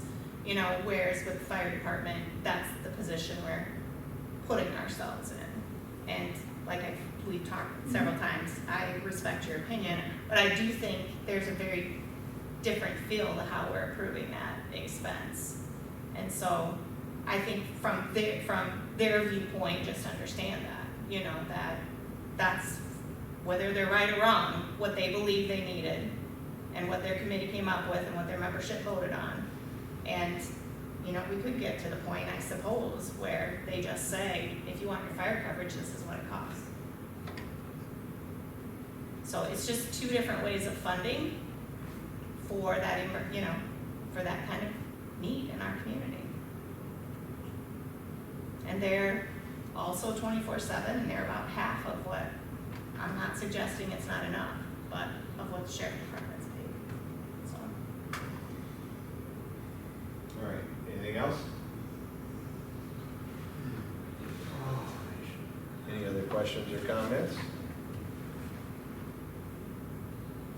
Just a comment. You, a lot of way there. And at this point, we're just budgeting. And so I respect both of your viewpoints. And so I think that you really make the statement when they come and request the funds above the 50. It's not just because we budgeted for it, doesn't necessarily mean it's a give me, right? You know, Correct, they we gotta can come and deny request the funds. the We gotta request vote on when that. they ask for the funds, correct? Yep, they have to. So that give all of us more time to get more information. correct? Mhm. Okay. But if you look at their balance sheet, their cash on hand was around 800,000. That's true, yeah. And they said, we'll have more money when the truck comes in next year, but they're also banking on that 150 to 200 being there for Yeah, they're gonna, They're sitting on how much? them. Around 800, I think, Yeah, I think. cash. so Pretty high. when you present it like that, it's really obscene to spend $900,000 on a truck. Well, now it's Right 800. now it's 800, right? Right, and to do that, they sacrificed, you know, warranties and stuff down the road that could end up costing them more money. That's not, I don't wanna get into that so much, but, My concern is, are they sacrificing anything for the firefighters themselves? You know, if you got all your eggs in this truck, and these firefighters you're trying to recruit new firefighters, and they need new equipment, none of that's getting any cheaper, where does that money come from? Well, then, in November, they came and talked about the truck also. Yeah, they did. On reasons why they chose stuff. And is there things on the truck that I don't agree with? Yes, there is. There's things on that thing that, what the hell do they need them? Right. A waste of money. But that is their job to decide if they need that or not. I'm not like Mark, I've not been a fireman that only chase grass fires on the farm. So, you know, it's. I think we really have to think about a different funding mechanism if we're going to, because like I said, I mean, you compare it to like a sheriff's department, or it's not we don't get to question what they need to do that job. And so, but we are with the fire department, and Mark is probably very expert. I am not. You know, I don't know who else on the council is. So I just think that it's different than giving $10,000 to the chamber. I mean, they are the first responders in our community. Not that that truck's gonna go to medical calls, but I mean, it's a lot of responsibility, and I think they're all volunteers. They put a lot of time into it, and if we want that much control, we need to figure out a different way than to second guess if they're, I mean, Trev, if I asked them, are you properly training your people, I think they'd be very offended. No, I don't think they're ever not trained. I mean, their training to me is very on point. Be more about if I deplete my reserve, if I deplete my funds to buy a truck, what happens when something happens to the next truck? Well, I asked them that day when we were with them. I asked them that the day we met with them. I said, okay, you're spending all your money on this truck. What happened? Because they just got done telling us that their pumper or their ladder truck was 15 years old. And so I said, what happens when your ladder truck goes down? Are you going to come to us and say, oh, by the way, we need $800,000 right now? Because I said, that's not going to fly. And that's when they said, as long as we get the same next year as we did this year. I mean, they're budgeting, they're looking forward. And I think it is, you know, they are, to my understanding, 100% funded by the taxpayers of the city. No. They're not, so they get. County. Okay, so they get money from the county. They get county taxes. Okay. That is in law. They, Township. portion of your Townships. taxes Yeah. goes to pay for fire districts. Yeah. Right. And I think there's a Which hard don't go to balance, I think there's a place. hard balance there. I sure in hell don't want to micromanage them, right? But there is a responsibility that we have, since we are giving them money. Anytime you take money from the city government, there's, you know, there's questions that need to be answered. $160,000 a year. Yeah, I understand that, but when you put context like what he put in, that to me sounds, now that, it doesn't sound 160, doesn't sound that much, but hearing what Mark had to say, in my opinion, gives that more context, right? It opens up Questions. It opens up questions. I wish I would have known this sooner so I could think about it now. So I'm gonna throw this out. So Well, Mark and myself and Travis sat here for years and listened to Monahan said at the end and browbeat the ever living crap out of the fire department because they were saving money in the truck fund. And I tried on a couple occasions to explain to him we should be applauding them rather than browbeating them, and he couldn't get it. I said, would you rather have them come to us and stand up there and say we need $600,000 today? I said, we should actually applaud them because they are being fiscally responsible. Now, take that aside from what Mark's explaining with the truck. It does seem a little bit irresponsible to spend such a large percentage. On one truck. Fund. Right. So when they buy that truck, they're paying cash for it, and they're depleting, right? They are using up that cash that they have in the bank. Well, the truck won't be done for, 15 or 16 I mean- years. No, it's gonna be a while. Without looking, it's, See, that concerns me. You've got the money in the bank and then you're spending out, that'd be irresponsible for me to take all my money out of the bank and go and buy a house. And be like, oh, so I have to apply that, there's, So they don't, but they're not gonna, I assume there'll be a down payment and there'll be some incremental payments made. they will be back asking, I'm sure, for the equipment fund because that first payment allows them to get a discount, and I think that's January or of this coming year. sometime. Okay. But again, that's not it, that has to be in our budget, it's already in there earmarked. Whether or not we put another 50 in there, the 150 is already there. We have a motion in a second. Yes. For 80. Motion is for 80. 30 for their operations and 50 for the drug fund or equipment fund. Anything else? I got it off my chest, that was my biggest thing. Yep. I understand it, and there's parts of it I agree with. All right. Good? We'll vote. Bowen. I know you're saying. I'm gonna say yes to the motion. Jake. Yes. Travis. Yes. Mark. Cindy. Yes. Chris. Yes. All right. Mark, I got your back if we need to slap him later, we'll let him back. And that's the thing, that we have the ability to question if they, yeah, It gives us time to talk to members. yeah. Get their- Okay.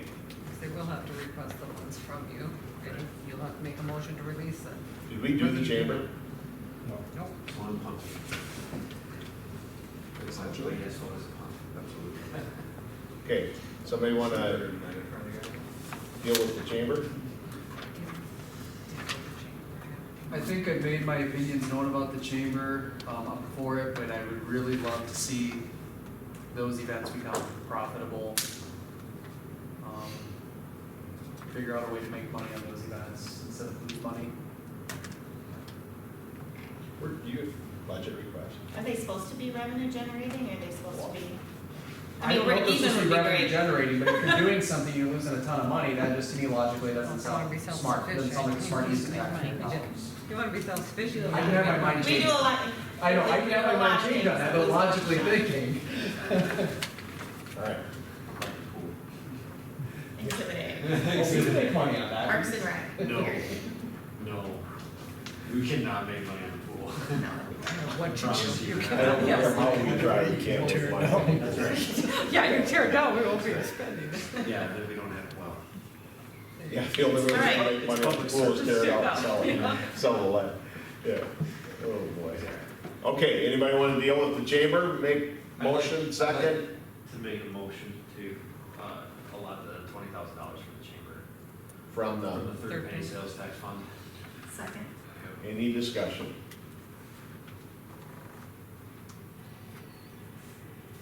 Hearing none, we'll vote. Wasslager. Yes. Mattson. Yes. Brenneman. Keel. Yes. Jake, Jazz, Yes, yes. Sean Bowman. Yes. Are we done? Yeah. Is there anything that we need to go into That's actually executive really good. session for? Oh, there is. Amy has a report. Please. Somebody like to make a motion to go into exec for economic development Is there and, anything else that we want, that the council would like to see? about this? Yeah, Yes, oh wait, okay. hold on. some sort of audio-visual device that should be like right there, and we can all look at something and talk about it How together. much do you wanna allocate? Full projector. I they ever make something there so the audience can see as well? I mean, because those maps could come down just so everybody could see. I don't know what the right technology is, I guess. I like your smart board verbiage with that, it's something that, Audio visual. Even like budget, I struggle, because I'm used to like a spreadsheet here and detail here, and so it would be really nice even for discussions like this to see our spreadsheet up there, I agree. and then have the backup information here. I think it would just be really Do helpful. you think we need two, one there so we can look straight ahead and one over there for the audience? If we do, TVs? computers with screens, I don't know if we, how you know, what kind of technology. If we do use it to yes. talk about the water and sewer, can we take it out of that fund? I mean, we can use That's a that great ability idea. to be computer, we have to load it on there and stuff. He's gonna be. We'll load it on. Can you ask like somebody? Yeah, I mean, and we can check, into it, so. if I'm you want used the budget- to like wired in Well- technology, but I mean, even if you Bluetooth or WebEx or whatever, two If memories, large video displays, I mean, shouldn't be that much, should it? Yep. what was in the budget back when Nelson wanted it, was it 8, 9, 10? It was like 10,000. It was crazy It was- expensive. Yeah, it was crazy I mean, expensive. I don't think And I don't think we need 15,000, that. I don't think 15,000 is out of line just to get it in the budget. Yeah, because you don't have to expend. I think if you We could can just get some price explore- points and stuff. 10,000, is that too much? No, it's not enough. Explore, so like you have tools that you can, Right. It's not enough, you need to have at least 15. okay, 15. They're saying 15. Want to make a motion? Somebody's gonna make a motion. I would make a motion to add an expense for technology in the council chambers for $15,000 I'll second, from the general fund. I'll second that too. Okay, any more discussion?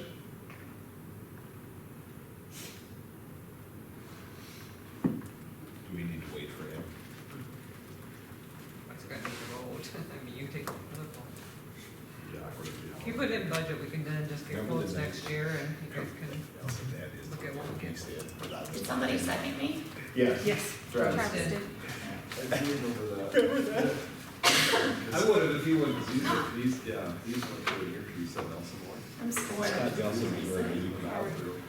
And I was talking smack about him, he comes around the corner, he said, I can hear him. I was talking smack about him. All right, we're done. 15,000 for technology. Cindy, We all get Apple computers or Cindy what? made the motion, Travis second, we've had discussion, do you have anything you want to add? For 15,000? Do you have anything you want to add? I think it's too much, but For technology? I don't know if that's up. Okay, then vote no. It's a budget. Last time we had a bid for. It's not an expense. Okay. All right, Brenneman said call the vote. Wasslager. Yes. Mattson. Yes. Brenneman. Yep. You don't have to. Keel. Yes. Jazz. Yes. Bowen. Yeah.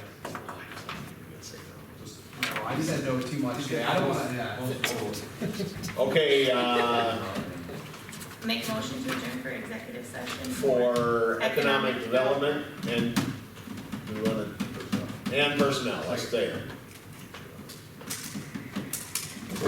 All in favor? Aye. Okay. Okay. Motion to adjourn? Second. No, I I did. make motion to adjourn. Now second. All in favor? Aye. Aye.